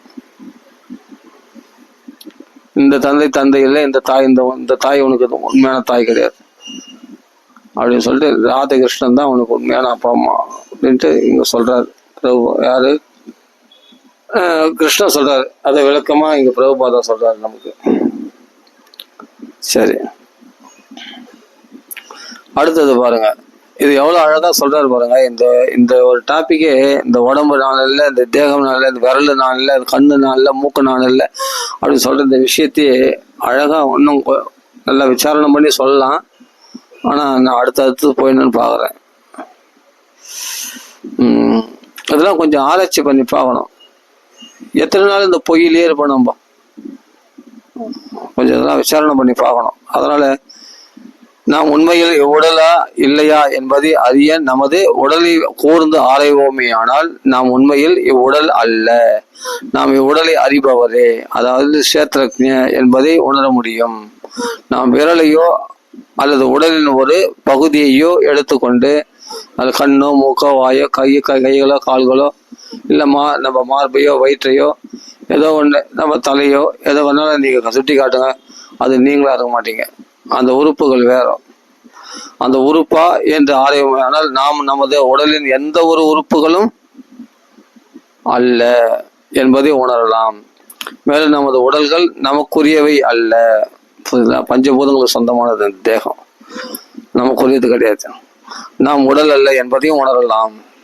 எனவேதான் நம்ம வாடகை வீட்டில் இருக்கோம். பஞ்சபூதங்கள் நம்ம சேர்ந்து நம்ம வாடகை வீடு குத்த சேர்க்குது. அதுக்கு நம்ம கொடக்குழி விடணும். அதெல்லாம் பஞ்சபூதங்களுக்கு வந்து நம்ம அது யஜ்ஞம்லாம் செய்யறது, பஞ்சபூதங்களை திருப்திப்படுத்துறதுக்கான யாகங்கள்லாம் இருக்கு. ஓகே, பகவான் நாமா சொல்றதுனாலே அந்த தேவ கடல்லாம் நிறைவேறுது. அந்த பஞ்சபூதங்கள தேவதைகள் இல்லையா, நீர், நெருப்பு, காற்று, ஆகாசம், மண், இந்த 5 பூதங்களால் ஆனதுதான் இந்த தேகம். அப்போ அவைகள் கடன் பட்டிருக்கோம். அதனாலதான் தேவ கடன் சொல்றோம். அதெல்லாம் பகவான் நாமா சொல்லும் பொழுது அந்த கடன்லாம் அடைஞ்சிது. சரி, ஓகே, அடுத்தது பார்க்கலாம். இந்த உடல், அதான் இங்கே ஒரு வார்த்தை போடுறதுனால இப்ப நம்ம இந்த தேவர்கள் தான் இந்த தேகத்தை ஆள்கிறார்கள்.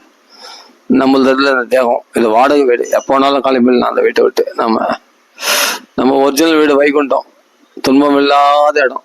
குண்டம்னா துன்பம், வைகுண்டம் துன்பம் இல்லாத இடம். கிருஷ்ண இடத்துல போய் சேர வேண்டியதுதான். அதான் நம்ம சொந்த தாயப்பாக்கு, நம்ம சொந்த தாய் வீடு. ஏன்னா நம்ம வித்துட்ட தந்தை யாரு? கிருஷ்ணர்.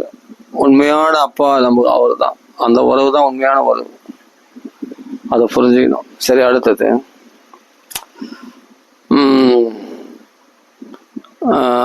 இந்த உடல்கள் நமக்குரியவை அல்ல என்பதையும் நாம் உடல் அல்ல என்பதையும் உணரலாம். எனவேதான் இது என்னுடையது உடல் என்று கூறுகிறோம். நான் இந்த உடல் சொல்ல, இந்த என்னுடைய உடல் அப்படின்றோம். எதிர்பாராத விதமாக நாகரிக கலாச்சாரத்தை உடைய மக்கள் தாங்கள் யாது, தாங்கள் யார் என்று சிந்தித்து பார்ப்பதில்லை. சிந்திச்சா கரைய முடிஞ்சிடுமே. நாகரிக கலாச்சாரம் துப்புக்கட்ட கலாச்சாரம். ஆமா, டைவர்ஸ் பண்ணிக்கலாமா, எத்தனை கல்யாணம் வேணா பண்ணிக்கலாமா, அது ஆனந்தம் பெண்ணாலும். எங்கிருந்து வந்தது இது? இது இந்திய கலாச்சாரமா இது? இது இந்திய கலாச்சாரமா? இது வெளிநாட்டுல இருந்து வந்து ஏற்றுமதி ஆச்சு, இங்க இறக்குமதி ஆச்சு. நம்ம கலாச்சாரம் எவ்வளவு தூய்மையான கலாச்சாரம், துப்புக்கட்ட கலாச்சாரம். எத்தனை கல்யாணம் வேணா பண்ணிக்கலாம், எத்தனை பேர் வேணா டைவர்ஸ் பண்ணிக்கலாம். பிடிக்கலன்னா என்ன விளையாட்டா, பொம்மை கல்யாணமா? அதுதான் இந்த நாகரிக. அதனாலதான் மனுஷன் சாவறான், நோய்களால மடியிறான்.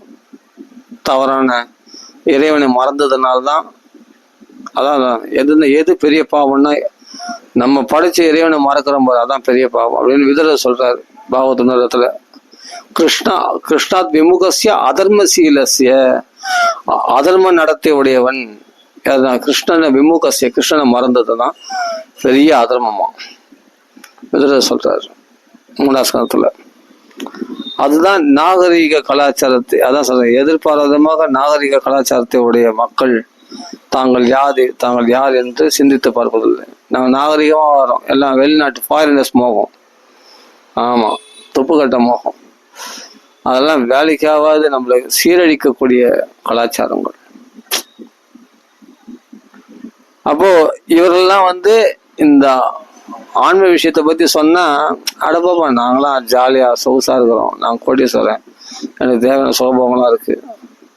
அவங்களுக்கு ஒரு வியாதி கஷ்டம் வந்த பிறகு உடனே பகவானை தேடி ஓடிடுறாங்க. இல்லை டாக்டர் தேடி போறாங்க, டாக்டர் கை விட்டா பகவான்கள் வராங்க. அப்போ எவ்வளவு பேர் பணக்காரெல்லாம் வராங்க, அதை நம்ம தான் நிறைய பாக்குறோமே.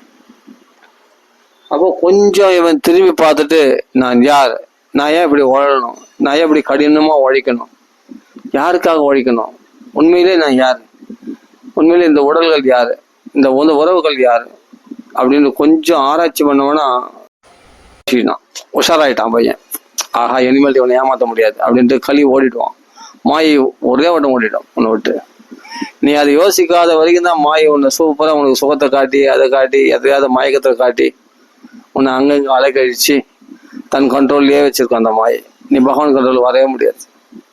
பகவான் வாடா பாகவதம் கேட்கலாம், பகவத்கீதை கேட்கலாம், லெக்சர் கேட்கலாம். அப்பதான் செப்பக்கட்டு கட்டுவான். எனக்கு வேலை இருக்கு, அது இருக்கு, எது இருக்கு, முக்கியமான ஃபங்க்ஷன் இருக்கு, அங்க போனோம் இங்க போனோம். பாகவதம் கேட்கறத விட ஃபங்க்ஷன் முக்கியமா போச்சு. இல்ல ஒரு கோச்சு பாரு, ஆத்ம லாபத்தை அப்படி அலட்சியப்படுத்த கூடாது. அப்படி அலட்சியப்படுத்ததால துன்பப்படுறோம் நான். சரி, அதனால கொஞ்சம் இவன் விழிச்சுக்கிட்டான்னா, உஷாராயிட்டான்னா, அப்புறம் மாயை அவனை விட்டு பயந்து ஓட்டுறோம். ஏன் என்ற கேள்வி, அந்த கேள்வி நீ கேட்க ஆரம்பிச்சனா, நீ யார் நான் யார் அப்படின்னு கேள்வி கேட்க ஆரம்பிச்சுன்னா உனக்கு விடை கிடைச்சிடும். அதனால்தான் இந்த அறிவு இல்லாம இருக்கிறதுனால தான் மக்கள் கஷ்டப்படுறாங்க.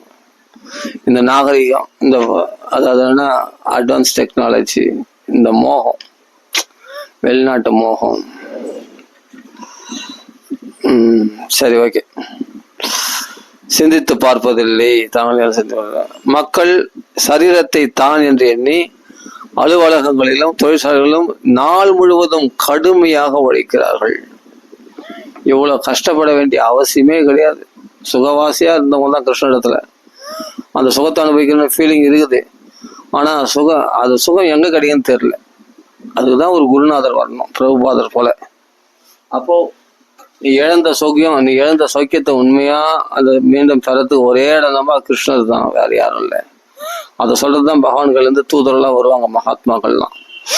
இவரோட வார்த்தை அப்படியே அக்செப்ட் பண்ணிட்டா போதும், அது ஒண்ணுமே வேணாம். அப்போ இவர்கள் கடுமையா உழைக்க வேண்டிய அவசியமே இல்லை. கடுமையா உழைக்கிறதே ஒரு ஃபேஷனா, அதுதான் நாகரிகமா, உத்தியோக புருஷ லட்சணம் அப்படின்லாம் பேசிக்கிட்டு தாங்களும் ஏமாறது இல்லாம தன்னுடைய சந்ததிகளையும் ஏமாத்திக்கிட்டு அதுக்கு வேண்டி பயிற்சிகளை கொடுக்கக்கூடிய படிப்புகளை, கல்விகளை புகுத்தி பணத்தை செலவு பண்ணி தவறான படிப்புகளையும் நாகரிகமற்ற ஒழுக்கங்களையும் பழக்கங்களையும் பிள்ளைகளுக்கு புகுத்தி அதுகள் கெட்டுக்குட்டி சார், தாங்கள் கெட்டுக்குட்டி சார் போனது இல்லாமல் பிள்ளைகளையும் அது போல வயிற்றுப்பாட்டுக்கான படிப்புகளை படிக்க வச்சு கெட்டுக்குட்டி சார் ஆக்கி அவர்களுக்கு தவறான பழக்க வழக்கங்களை யார் பண்றது? அப்பா அம்மாவே நாமளே பண்றோம். நம்ம குழந்தைகளை கிருஷ்ண பக்தியில வளர்க்க வேண்டிய குழந்தைகளை, அது தான் யாருன்னு அந்த ஆத்மஸ்வரூபத்தை, உண்மையான நாலேஜ அதை தெரிஞ்சுக்க வேண்டிய அந்த குழந்தைகளை தவறான கல்விகள் மூலமாக பயிற்றுவித்து தவறான வழிநடத்தல் மூலமாக அவர்களை நாமே கெடுக்கின்ற பணத்தாசையினாலையும் மற்ற ஆசைகளாலையும் நாமளே வசதியா வாழலாம். ஆசையை தூண்டி விட்டு அதுக்கு அதை விதைச்சிட்டோம்னா என்ன ஆகும்? அந்த பணத்தையே குறிக்கோளா நினைச்சு தன் ஆத்மஸ்வரூபத்தை கோட்டை எழுதுறோம். அப்போ என்னன்னா, ஒரு மனுஷன் கடுமையா உழைக்கலாம்.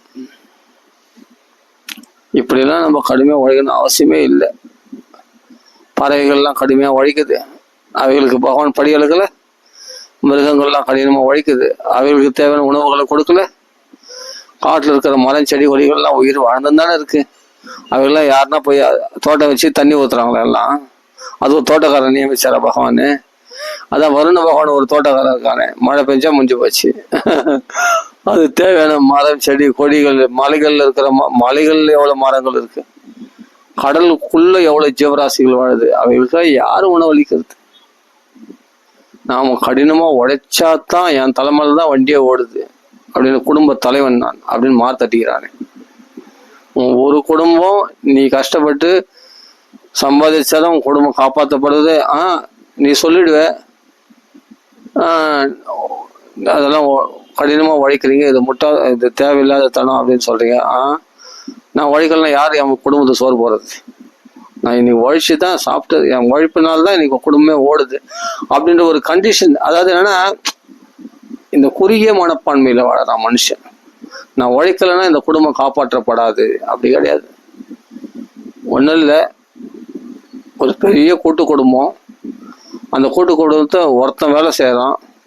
அவன் ஏதோ ஒரு இதுல, அப்பெல்லாம் ரயில்வே வேலை செய்தா பெரிய விஷயம். ரயில்வே அம்மா இந்த பென்னி மில்லு ஒன்று இருக்கும், அங்கெல்லாம் வேலை செய்தா அவங்க பெரிய ஆள். அவங்க அந்த வேலை செய்யறதுக்கு சாப்பாடு கொடுப்பாங்க, எல்லாம் கொடுப்பாங்க. மற்றவங்களாம் கூழ் கொடுப்பாங்க, அவங்க வேலைக்கு போறவங்களுக்கு சாப்பாடு தான் கொடுப்பாங்க.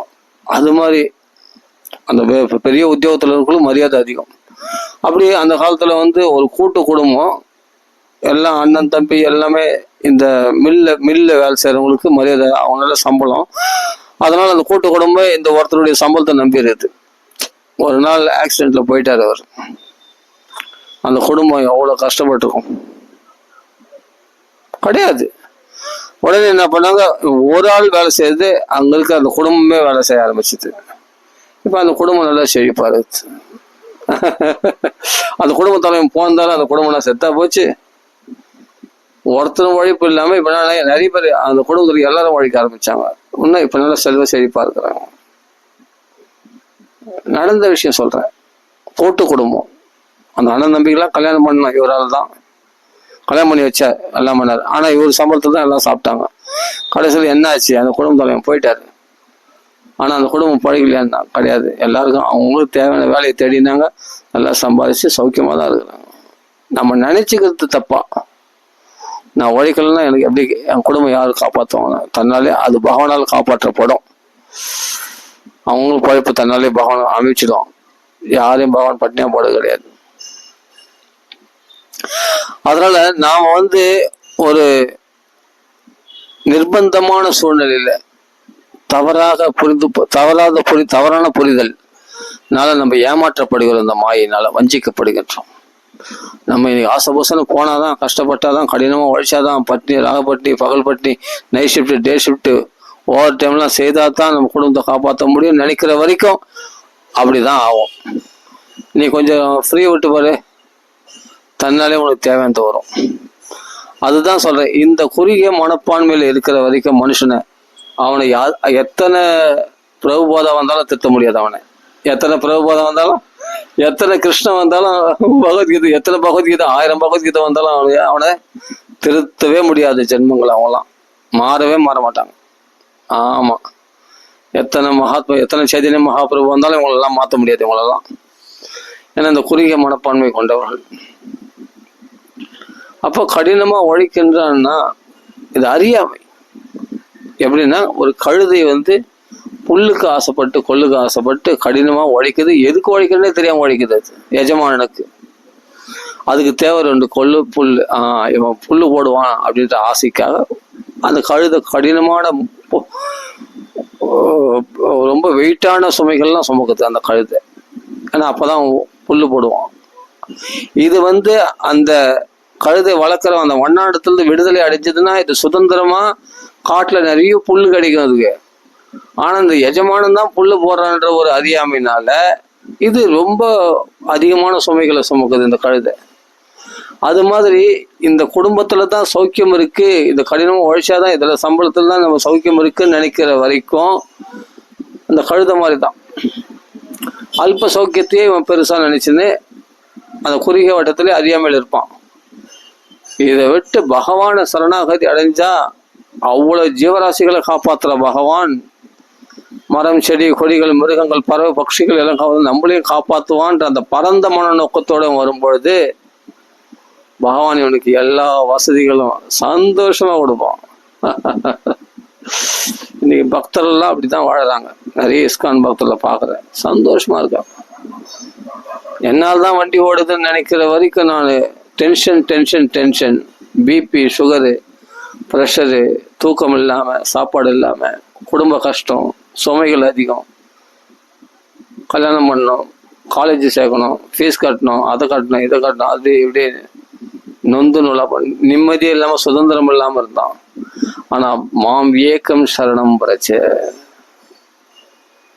புரியுதுங்களா? பிரபுபாதா ஏன் சொல்றாருன்னு, கழுதை எதுக்கு உழைக்குதுன்னே தெரியாம கழுதை இப்படி உழைக்குது அந்த புல்லுக்கு ஆசைப்பட்டு அற்ப சௌக்கியத்துக்கு. அதே மாதிரி பெண் கழுதையினுடைய சௌக்கியம் கிடைக்குன்னு அது காலால உதைக்கின்ற அந்த பெண் கழுதை அது அவமதிப்பு பொறுத்திருந்தால் அந்த பெண் கழுதையினுடைய சௌக்கியம் கிடைக்கிறதுக்காக இப்படிப்பட்ட அந்த உடலுறவு சௌக்கியத்துக்காக அந்த மன்னனுடைய மூட்டையை சுமக்குதோ அந்த பெண் கழுதை மேல ஆசைக்காகும் இல்லையா? அதுக்கு என்ன தெரியாது, ஒண்ணுமே தெரியாது, ஜடம், உலக அறிவே தெரியாது. அல்ப சௌக்கியத்துக்காக கடினமா உழைக்கும். அதான் இங்க பிரபுபாத அழகா சொல்றாரு. நாள் முழுவதும் கடுமையாக உழைக்கிறார்கள். மேலும் மக்களிடம் நீங்கள் யார் என்று வினவினால் நான் ஹிந்து, நான் முஸ்லீம், நான் அமெரிக்கன், நான் கிறிஸ்தவன் என விடையளிக்கின்றனர். அப்போ தேகத்தை அடையாளப்படுத்தி தான் பதில் சொல்றானே தவிர தேகத்தை அப்பாற்படுத்த ஆத்மாவை சொல்றது இல்லை. அவன் உடலுக்கான பல்வேறு அடையாளங்களும் பதவிகளும் உள்ளன, ஆனால் நாம் இச்சரீரங்கள் அல்ல என்பதே உண்மையாகும்.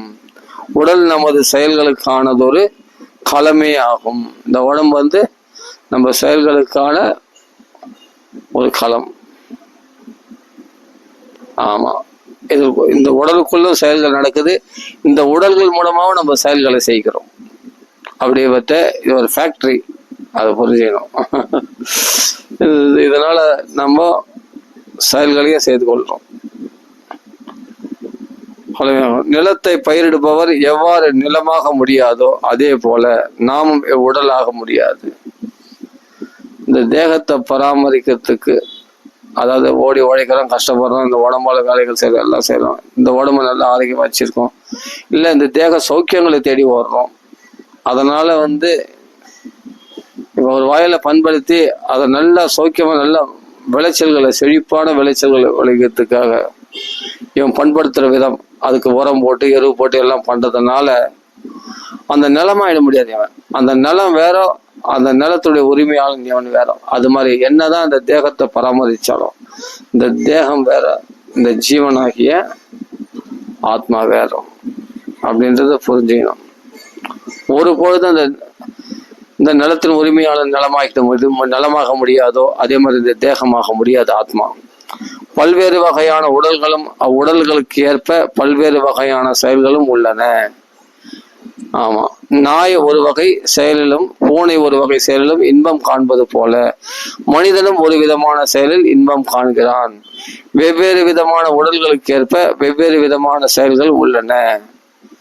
எது எவ்வாறு இருப்பினும் நாம் மெய்ஞானம் பெற்று நாம் இந்த சரீரம் அல்ல என்பதை உணரும் போது நமது செயல்கள் லௌகீக நடவடிக்கைகளிலிருந்து ஆன்மீக நடவடிக்கைகளாக மாறுகின்றன.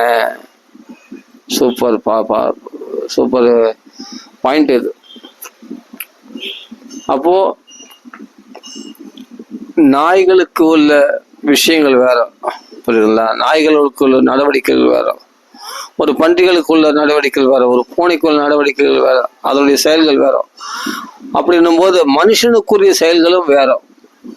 அப்ப மனுஷனுடைய செயல்கள் என்னன்னா பகவானுக்கு தொண்டு செய்வது, இந்த ஆத்ம விசாரம் பண்றது. ஆனா நாய்களுக்குரிய செயல்கள் வேற, பூனைகளுடைய செயல். அந்த செயல்களை நம்ம செய்தோம்னா அப்ப மனுஷன், அப்ப நல்லா புரிஞ்சுங்க, மனுஷனுக்குரிய செயல்களை விட்டுட்டான். அப்ப நாய்களுக்கு பூனைக்குள்ள இருக்க செயல்களை செய்யறது, அதாவது சாப்பிட்றது, தூங்குறது, சுகபோகங்களை அனுபவிக்கிறது, போட்டி பொறாமையோட வாழறது, அது கிடையாது இல்லையா? அதனுடைய சௌக்கியத்துல அது இருக்கு. அந்த சௌக்கியத்தை இவையான் நாடணும். அந்த பூனைகள் நாய்கள் அனுபவிக்கக்கூடிய இன்பத்தை இவையான் தேடுறான் மனுஷன். மனுஷனுக்குரிய சௌக்கியமாகிய அந்த பிரம்மானந்தம், பிரம்ம சௌக்கியம் ஆனந்தம், அந்த கிருஷ்ண சௌக்கியத்தை அல்லவா இவன் சம்பாதிக்க முயற்சி பண்ணணும். அதானே நியாயம். அப்ப வெவ்வேறு விதமான உடல்களுக்கு ஏற்ப வெவ்வேறு விதமான செயல்கள் உள்ளன. எது எவ்வாறு நாம் மெய்ஞானம் பெற்று நாம் இந்த சரீரம் அல்ல என்பதை உணரும் போதுதான் நமது செயல்கள் லௌகிக நடவடிக்கைகள் ஆன்மீக நடவடிக்கைகள்ல மாறு. அப்போ நம்ம சரீரம் இல்லைன்றது உணர்றதுதான் மனுஷத்தன்மையே. அது மட்டும் இல்லாம இந்த லௌகிக செயல் நடவடிக்கைகள் ஆன்மீக நடவடிக்கைகளா மாறுகின்றன. எப்போ நாம் மெய்ஞானம் பெற்று நாம் இந்த சரீரம் அல்ல என்பதை உணரும் போது நமது செயல்கள் லௌகிக நடவடிக்கைகளிலிருந்து ஆன்மீக நடவடிக்கைகளாக மாறுகின்றன. நம்ம பகவானுடைய அம்சம், நாம ஆத்மா, இந்த தேகம் இல்லை அப்படி நினைக்கும் போதுதான் நம்ம ஆன்மீக பாதை முன்னேற்றம் அடைகிறது. அந்த லௌகிக நடவடிக்கைகள்லாம் இனிமேட்டு ஆன்மீக நடவடிக்கைகள் என்னன்னா பகவானுக்கு தான் சேவை செய்ய வேண்டியவர்கள். இந்த கடினமா இந்த உலகத்துக்காக உழைக்க வேண்டியவர்கள் கிடையாது, புலனின்பங்களுக்காக உழைக்க வேண்டியவர்கள் கிடையாது. அப்படின்றது பகவானை சந்தோஷப்படுத்துறதுக்காக தான் நம்ம செயல்படணும் அப்படின்னு ஆன்மீக நடவடிக்கைகளாக அப்படி மாறுகின்றதாம். நம்மளோட உடலே என்ற கொள்கையில் செயல்படும் வரையில் நமது செயல்கள் யாவும் லௌகீகமானவையாக அமைகின்றன. அது மேலும் மேலும் பாவங்களை விளைவிக்கக்கூடியதாக, இல்லை புண்ணியங்களை விளைவிச்சாலும் பந்தத்தை மொத்தம் பந்தத்தை உண்டாக்கக்கூடிய செயல்களாக அமைகின்றது லௌகீகமான காரியமா. இவ்வுடலை நான் நினைக்கிறதுனால நான் இவ்வுடல் அல்ல, அகம் பிரம்மாஸ்மி, நான் ஆத்மா என்பதை உணரும் போது நமது செயல்களும் லௌகிக நிலையிலிருந்து மாறுபட்டவையாகும் என்பதை அறிந்தே மெய்ஞானம் ஆகும். அறிவதே மெய்ஞானம் ஆகும். அதாவது அகம் பிரம்மாஸ்மி, நான் ஆத்மா என்பதை உணரும் போது நமது செயல்களும் லௌகிக நிலையிலிருந்து மாறுபட்டவையாகும் என்பதை அறிவதே மெய்ஞானமாகும். ஆனால் நாம் இச்சரீரமே என்னும் எண்ணத்தை கொண்டுள்ள வரையில் மெய்ஞானத்தை பெறுவது சாத்தியமாவதில்லை. எது வரைக்கும் அந்த சரீரம் நான் சொல்லியிருக்கேன் அது வரைக்கும் அந்த மெய்ஞானத்தை அறிய முடியாது. அப்ப என்ன பண்ணணும்? நீ இந்த ஆத்ம சொரூபத்துல தெரிஞ்சு நிக்கணும்னா என்ன பண்ணணும்? ஆத்மான்னு தெரிஞ்சுனா போதாது. அந்த ஆத்மாவுக்கு ஒரு செயல்கள் இருக்கு, பகவானுக்கு சொண்டு செய்யறது. அந்த உண்மையான மெய்ஞான வேலை பகவான் தெரிஞ்சுக்கிட்டு பகவானுக்கு சேவை செய்யும் போதுதான் இந்த ஆத்மா தன்னுடைய உண்மையான ஸ்திதியில் இருக்கு. நாம் இந்த சரீரமே என்னும் கொள்கையின் அடிப்படையில் செயல்படும் வரையில் நமது வாழ்க்கை செயல்கள் அனைத்தும் தோல்வி அடையும் என்று வேதங்கள் அறிவுறுத்துகின்றன. வேதங்கள்ல சொல்ற விஷயம் சொல்றார்.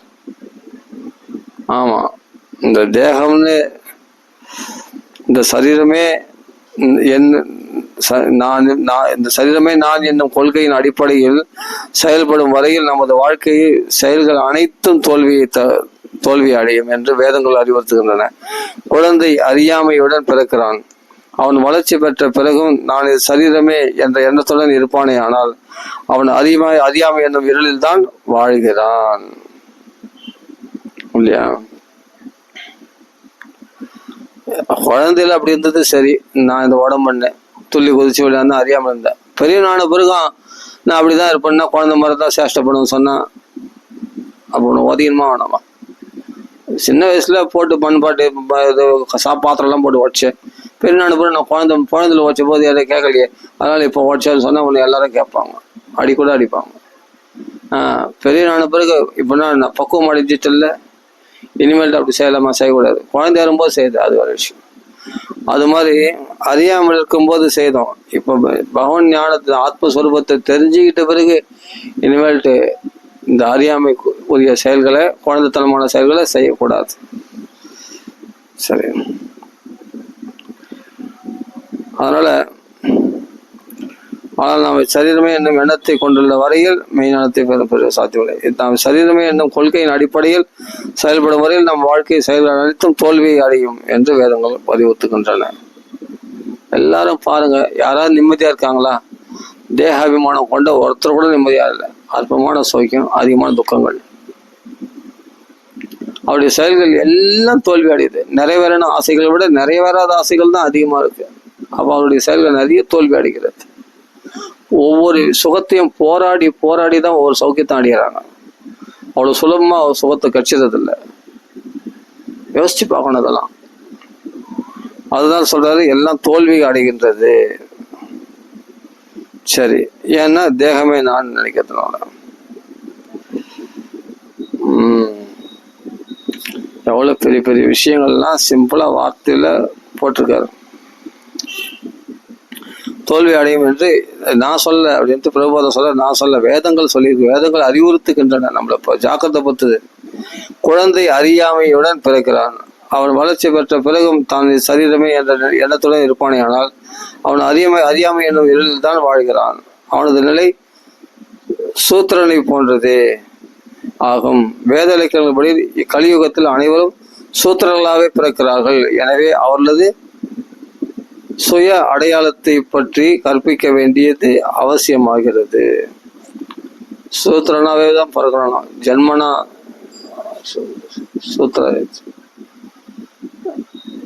சூத்திர பிறகும்போது எல்லா சூத்திரர்கள் தான் பிறக்கும். பிராமண, சத்திரியன், வைசியன். இனிமேல் இந்த கலியுகத்துல யாருமே தன்னை பெரிய உயர்ந்த குலத்துல பிறந்தவங்க மாத்தட்டிக்க முடியாது. ஏன்னா கலியுகத்துல எல்லாம் தோஷம் நிறைஞ்சது. தோஷ நித்திய ராசி. அதனால இதுல கலியுகத்துல எல்லாம் பார்த்தா பிறக்கும் போதே சூத்திரலா தான் பிறகுறாங்க. அது பிறகு அவர்கள் குவாலிட்டிஸ், அந்த பக்குவத்தை வளர்த்துக்கிறதுனால அவர்கள் உன்னத ஸ்திதி அடைகிறார்கள் அப்படின்னு புரிஞ்சுக்கணும். அதனால சொல்ல, அனைவரும் சூத்திரலாவே பிறக்கிறார்கள். எனவே அவர்களது சுய அடையாளத்தை பற்றி கற்பிக்க வேண்டியது அவசியமாகிறது. முன்னெல்லாம் பிராமணனா பிறந்தான், சத்தியனா பிறந்தான், அப்போ நல்லா புத்திசாலியா இருந்தான். கலியுகத்துல எல்லாம் கெட்டு போச்சு. பிறக்கும் போதே அறியாமையில பிறக்கிறான். அப்போ அவனுக்கு அந்த அறியாமையை போக்கி ஞானத்தை புகுத்த வேண்டியது இருக்கு. அதான் சொல்றாரு. அப்போ அவனுடைய அடையாளத்தை, பகவானுடைய அம்சம் தான் நீ ஆனந்தமா இருக்க வேண்டிய வந்தாடா, சௌக்கியமா இருக்க வேண்டிய இருந்தாடா, நீ சுகமயமான இருந்தாடா, உனக்கு அந்த ஃபீலிங்ஸ் இருக்குதுடா, நீ ஏன்னா சௌக்கியத்திலேருந்து வந்தவன்டா, அதனால தான் சுகத்தை தேடி மறுபடியும் போன ஆசைப்படுறேன் அப்படின்னு சொல்லிட்டு அவனுடைய அடையாளத்தை காண்பிச்சா அவன் புரிஞ்சுப்பான். அடையாளத்தை பற்றி கற்பிக்க வேண்டியது உள்ளது, அவசியமாகிறது, ரொம்ப அவசியமாகிறது. ஆனால் நமது தாய் தந்தையின் வாயிலாக பெற்ற பிறப்புடன் திருப்தி அடைவோமானால் வாழ்நாள் முழுதும் நாம் சூத்திரர்களாகவே இருக்க வேண்டியதுதான். இந்த அப்பா அம்மாவுக்கு நான் பிள்ளை அப்படின்னு நினைக்கிற வரைக்கும் கடைசி வரைக்கும் நீ அறியாமல இருந்தே சாக வேண்டியது தான். கடைசியில் மரணம் அடையும் போதும் எந்த ஆத்ம ஞானம் இல்லாமல் போக வேண்டியது தான். மாறாக புனிதப்படுத்தும் வழிமுறைகளை பின்பற்றி பிராமண நிலைக்கு நாம் முன்னேற வேண்டும். அதாவது இஸ்கான்ல அதெல்லாம் வழிமுறைகள்லாம் இருக்கு, அதெல்லாம் ஃபாலோ பண்ண நம்ம தூய்மை அடைவோம். ஏற்கனவே குறிப்பிட்டது போல தூய்மையற்ற வாழ்க்கைக்கு 4 அடிப்படை குணாதிசயங்கள் உண்டு. அவை கள்ளக்காதல், போதைப் பொருட்கள் உட்கொள்ளுதல், புலால் உண்ணுதல், இந்த 4 ரெகுலேட்டரி பிரின்சிபிள்ஸ். இதெல்லாம் இந்த 4 விஷயத்தையும் விட்டுணும் மனுஷன் ஆன்மீக முன்னேற்றம் அடையணும்னு ஆசைப்படுறோம். பெண் ஆசை, மாம்சபக்ஷணம்,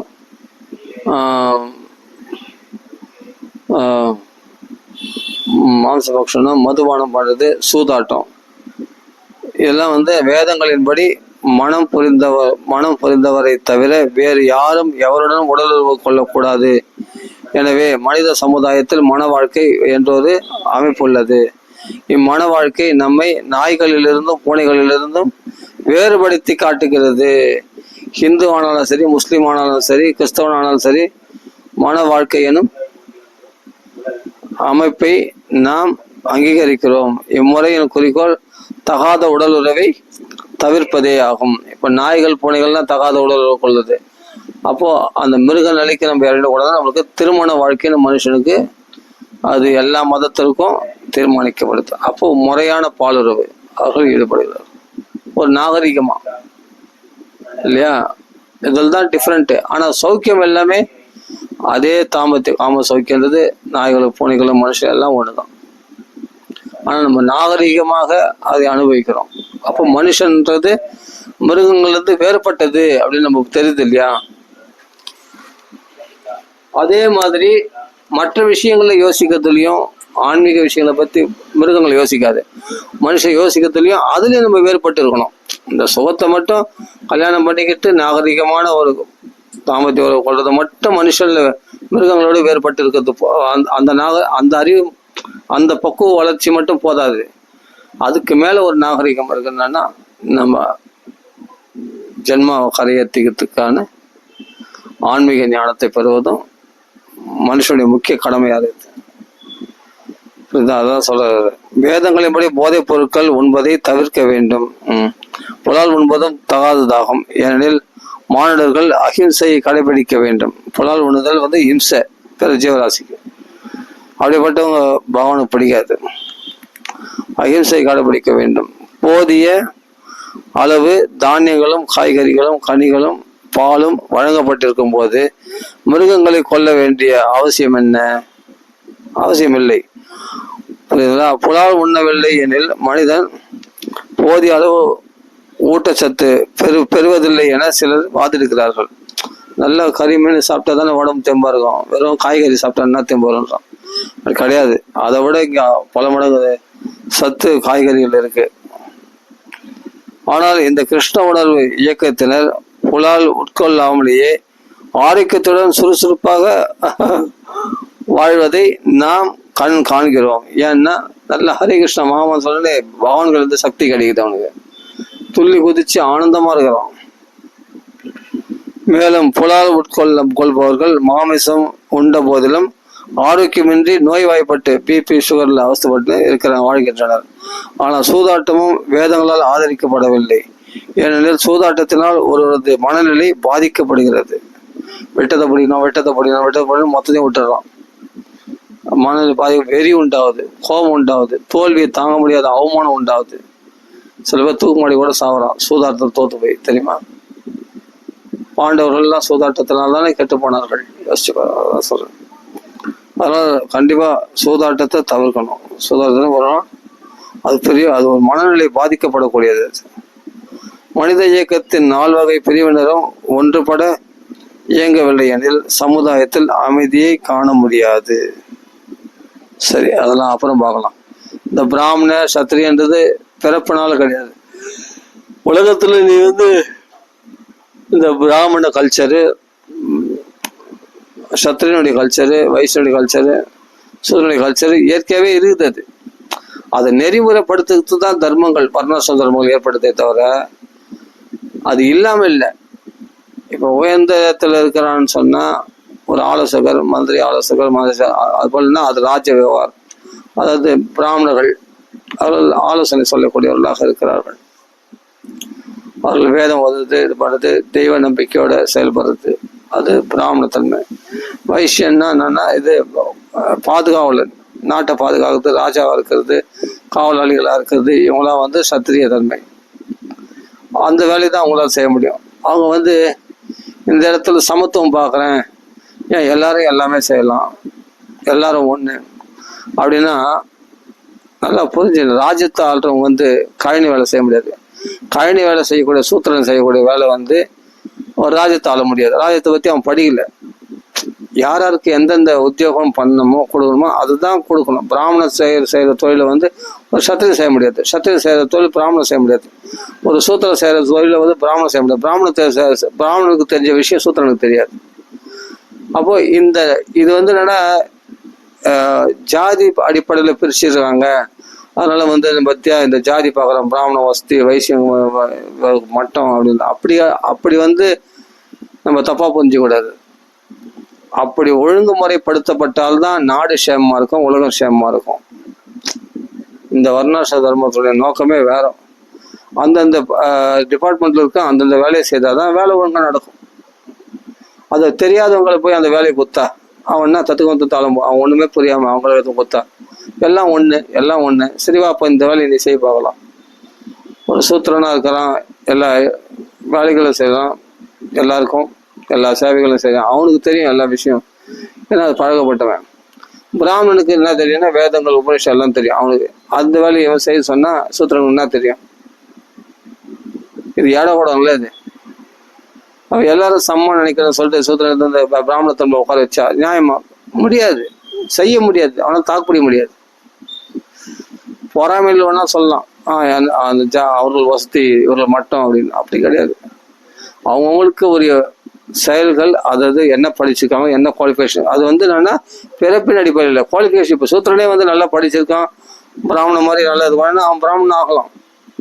ஏன் விஸ்வாமித்திர சத்திரியன் அந்த பிராமணன் ஆகலையா? அது குவாலிஃபிகேஷன். அது அந்த குவாலிஃபிகேஷன் சம்பாதிச்சவங்களால தான் அது தகுதி அந்த இடத்த படிக்கிறதுக்கு. சத்திரியனா சத்திரியனா ஆகலாம். ஏன் துரோணாச்சாரியெல்லாம் சத்திரியனா சண்டை போடலையா? ஏன்னா அந்த இது இருக்கு, அந்த தன்மை இருக்கு, அந்த வீரம் அவர்களும் இருக்கு, அது சண்டை போட்டார். ஆனா அந்த குவாலிஃபிகேஷன் வச்சு தானே தவிர பிறப்பின் அடிப்படையில் கிடையாது. நல்லா புரிஞ்சுக்கணும். அதனால்தான் கர்ணன் தேரோட்டி புள்ளி சத்திரிய தன்மைகள் அவனுக்குள்ள இருந்ததுனால்தான் சத்திரியனாக அங்கீகரிக்கப்பட்டார். எல்லாமே அவனுக்கு ராஜ்யம் அங்க தேசமா ராஜ்யம் கொடுக்கப்பட்டது. விஷயம் இருக்கு. இல்லை துரியோதனா சும்மா குத்தல, அவன் ஏதோ சூத்திரனு குத்தல, அவன் தேரோட்டி புள்ள இல்லை, தகுதிகள் தான் மெயின். அந்த தகுதிகள் இவன் சத்திரிய தன்மை இவங்கள இருக்கு, அந்த வில்லாத தன்மை இருக்கு. அப்போ இவன் ராஜ்யத்தை ஆளலாம், அந்த ராஜ கம்பீரம் இருக்கு இவங்கள. புரியுதுங்களா? அதனாலதான் பெரியவங்களை சம்மதிச்சாங்க. பீஷ்ம துரோணாச்சாரியர் ஃபர்ஸ்ட் மறுத்தாலும் அப்ப சம்மதிச்சாங்கன்னா அவங்கள அந்த சத்திரிய தன்மை இருக்கு, அந்த சத்திரிய ரத்தம் ஊறுதுன்னு நல்லா தெரியும். அதனால்தான் கர்ணனுக்கு அந்த தகுதி கொடுத்தாங்க. ஏன்னா தகுதியின் அடிப்படையிலே தவிர, குணங்கள் அடிப்படையிலே தவிர ஒரு பிறப்பு, ஒரு வக்கீல் புள்ள வக்கீல் ஆயிட முடியாது. பிராமணன் புள்ள பிராமணன் ஆயிட முடியாது. பிள்ளையா இருக்கலாம், பிராமண பிள்ளையா இருக்கலாம், பிரம்ம பந்து, அதுக்கான குவாலிஃபிகேஷன் வளர்த்துக்கணும். டாக்டர் போல டாக்டர் ஆக முடியாது, அதுக்கு படிக்கணும், அது எக்ஸ்பீரியன்ஸ் வேணும். சரி, ஓகே. அதனால இதெல்லாம் புரிஞ்சுக்கணும். அதனால ஒவ்வொரு இந்த தன்மைகள்லாம், இந்த சூதாடக்கூடாது, மதுபானம் சாப்பிடாது, இந்த தன்மைகள்லாம் யார் இடத்துல இருக்கோ அவங்க தான் வைஷ்ணவன். அவன் பகவான் நெருங்க முடியும். இந்த குருகுல வழியில கரெக்டா சொல்லப்பட்டிருக்கு. அதனால காய்கறி கனிகள்லாம் நிறைய இருக்குது சாப்பிட்றதுக்கு. இதை விட்டா சோர்ந்து போடும். சோர்ந்தெல்லாம் போக மாட்டான். நல்லா சந்தோஷமா இஸ்கான் பக்தர்ல பாரு அப்படி துள்ளி குதிக்கிறாங்க, ஆடி பாடி சந்தோஷமா இருக்கிறாங்க. பலசாலே இல்லாம பலவீனமா இருக்காங்க, நல்லா இருக்காங்க சாப்பிட்டு, பகவத் பிரசாத் சாப்பிட்டு. அப்படி புரிஞ்சுக்கணும். ஓகே, இது வரைக்கும் பூர்த்தி பண்ணிப்போம். மேல உள்ள விஷயங்களை நம்ம அப்புறம் பார்க்கலாம். அதனால மதுபானம் மாம்ச பக்ஷணம் மட்டும் தான் ஆரோக்கியம் இல்லாம இருக்கிறான். நல்ல காய்கறியோட சாப்பிட்டு கிருஷ்ண பக்தர்கள் வகைப்பொருளாம் சேர்த்துக்காம சாப்பிட்றவங்க நல்லா இருக்கிறான் ஆரோக்கியமா. அவங்க தான் சூப்பரா இருக்கிறாங்க, சந்தோஷமா இருக்கிறாங்க. ஓகேவா, புரிஞ்சுக்கணும். இது பிரபுபாதா சொல்றீங்க. அதனால சூதாட்டத்தினால ஒரு மனநிலை பாதிக்கப்படுகிறது. மனித இயக்கத்தில் 4 வகை பிரிவினரும் ஒன்றுபட இயங்கவில்லை எனில் சமுதாயத்தில் அமைதியை காண முடியாது. பிராமண, சத்திரிய, வைசிய, சூத்திரர் என்பவையே இந்த 4 வகை பிரிவுகளாகும். இவை பகவத்கீதையில் கிருஷ்ணரால் பின்வருமாறு விவரிக்கப்பட்டுள்ளது. சாதுர்வர்ணிய மயா சிருஷ்டம் குணகர்ம விபாஷக தஸ்ய கர்த்தாரம் அவிமாம் வித்தி அகர்த்தாரம் அவ்யயம். இயற்கையின் முக்குணங்களுக்கு ஏற்பவும் அவரவர்களுக்கு உரிய தொழில்களுக்கு ஏற்பவும் மனித சமுதாயத்தின் 4 வகை பிரிவுகள் என்னால் ஏற்படுத்தப்பட்டன. இவ்வமைப்பை உருவாக்கியவன் நானே என்றாலும் மாறுதலற்ற என்னை செயல்களுக்கு அப்பாற்பட்டவனாகவே நீ அறிய கடவாயாக அப்படின்ட்டு அர்ஜுனங்கள் சொல்றாரு கிருஷ்ணர். பகவத்கீதை 4.13. சரி, மிச்ச விஷயம் நம்ம அப்புறம் பார்க்கலாம். இதான் புரிஞ்சுக்கணும். நம்ம தன்மைகள் அடிப்படையில் தான், ஜாதியின் அடிப்படையில் தான், தன்மைகள் அடிப்படையில் தான் பிராமண, சத்திரிய, வைசியன். அப்போ அந்தந்த வேலையை அவங்க செய்தாதான் உலகம் நல்லபடியா நடக்கும் கரெக்டா. நான் பிடிவாதத்துக்குனாலும் நான் அதுதான் செய்வேன், இதுதான் செய்வேன், அவன் ஒண்ணுமே தெரியாம அவன் போய் என்ன பண்ணுவேன். அப்படித்தானே இன்னைக்கு அரசியல் நிறைய பேர் அரசியல் ஆள தெரியாம அதுக்கான சரியா கல்வி பயிற்சி பண்ணாம அரசியல் நடத்தலாம். என்ன ஆகும்? ராஜ்யம் என்ன வேணும், நிறைய ஊழல், திருட்டு, பாலியல் பலாத்காரம், நிறைய பாலியல் பலாத்காரம், சரியான ஒழுங்குமுறை இல்லை. ஏன்னா ராஜ்யத்தை ஆளக்கூடியவர்கள் அந்த சத்திரிய தர்மத்தை தெரிந்து கொள்ளாததுனால அந்த மக்களும் அல்லல் பட வேண்டியதுதான். இவங்களுக்கு ராஜ்யத்தை எப்படி நடத்துறது தெரியாம எதை எடா கூடமா என்ன அந்த சட்ட நீதி, அந்த தர்மம், அந்த சத்திரியக்கூடிய தர்மம் தெரியாததுனால இவரெல்லாம் ராஜ்யத்தை ஆள்றதுனால என்ன ஆகும்? எல்லாம் தப்பா ஏறுக்கு மாறா அங்கங்க அதர்மங்களும் கெட்ட விஷயங்களும் எல்லாமே, கற்பழிப்பு, கொள்ளை எல்லாமே நடக்கதான் செய்யும். அப்போ சரியான ஒரு வழிகாட்டுதல், அந்த தர்மம், அந்த மனுநீதி, அந்த சாஸ்திரங்களை கடைப்பிடிக்கும் பொழுதுதான் உண்மையிலே உலகத்துல அமைதி ஏற்படும், நாடு சேமமா இருக்கும். அன்னைக்கு ராஜாக்கள்லாம் அப்படிதான் ஆண்டாங்க. அந்த தர்மங்கள்லாம் கோட்டை விட்டுட்டு தான் நினைச்சதுதான் தர்மம், தான் போறதுதான் சட்டம் அப்படின்ட்டு இஷ்டத்துக்கு ஆடினா அதுக்கான தப்பான விளைவுகள் தான் கிடைக்கும். பிராமணன் இருந்தா இன்னைக்கே பிரச்சனை வருது. ஓதுதல், ஓதுவித்தல், வேதங்களை படிக்கணும், சாஸ்திரங்களை படிச்சு மற்றவங்களை எடுத்து சொல்லணும். அது சொல்லி புரிய வச்சு அந்த சாஸ்திரப்படி மக்களை ஆன்மீகத்துல முன்னேற்ற பாதையில அவர்கள் உழைக்கணும். அந்த பிராமணர்கள் அதை செய்யறாங்களா? இல்லை, தாங்கள் மட்டும் நல்லா இருந்தா போதும், அவ்வளவுதான். அது மாதிரி பிராமணர்களா இருக்காங்க இன்னைக்கு காலகட்டத்துல பார்த்தா. வைசியர்கள் வியாபார தொழில் நல்லா விருத்தி பண்ணணும், அது பண்ணணும். ஆனா வைசியர்கள்லாம் என்ன பண்றாங்க? பிராமண நிலைக்கு உயரணும்னு ஆசைப்படுறாங்க. பிராமணர்கள்லாம் என்ன பண்றாங்க? சூத்திர நிலைக்கு இறங்கணும்னு ஆசைப்படுறாங்க. இப்படி போயிடுது காலம். ஏன்னா அதுல சூத்திரனா போல பணம் நிறைய கிடைக்குது. பிராமணர்லாம் அன்னைக்கு உஞ்ச விருத்தி எடுத்துதான் சாப்பிடணும் அப்படின்னா, நான் ஏன் உஞ்ச எடுத்து சாப்பிடணும், நான் இப்படி ஆனா நல்லா சம்பாதிக்கணும், நல்லா படிச்சிருக்க, நல்லா சம்பாதிக்கும். அதான் சூத்திர நிலை, பணம் சம்பாதிக்காக வர்றது. எல்லாம் மாறி போச்சு, தாறுமாறா ஆகி போச்சு.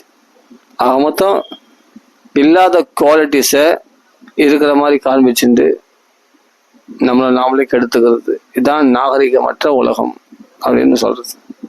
அதான் வர்ணாசிரம தர்மம் கலியுகத்தில் கெட்டு போச்சுன்னு சொல்றது காரணம் இதுதான். ஓகே, ராம் ராம் ராம். ஹரே கிருஷ்ணா. சில பிரபுபாதிக்கு ஜெய். மேல உள்ள விஷயங்கள்லாம் அருமையாக சொல்லப்படுற பிரபுபாதா நம்ம பார்க்கலாம். ஹரே கிருஷ்ணா, ஹரே கிருஷ்ண கிருஷ்ண ஹரே ஹரே ராம ராம ராம ஹரே சீதாபதே ராம ராம ராம ராம ராம ராம ராம ராம. श्री राम नाम संगीत की जय, हरि नाम संगीत की जय, श्री प्रभुपाद की जय, सकल साधुमणि की जय, आंजनेय स्वामी की जय, सकल साधुमणि की जय. राम राम राम राम राम राम राम राम राम राम राम राम राम राम राम राम राम राम.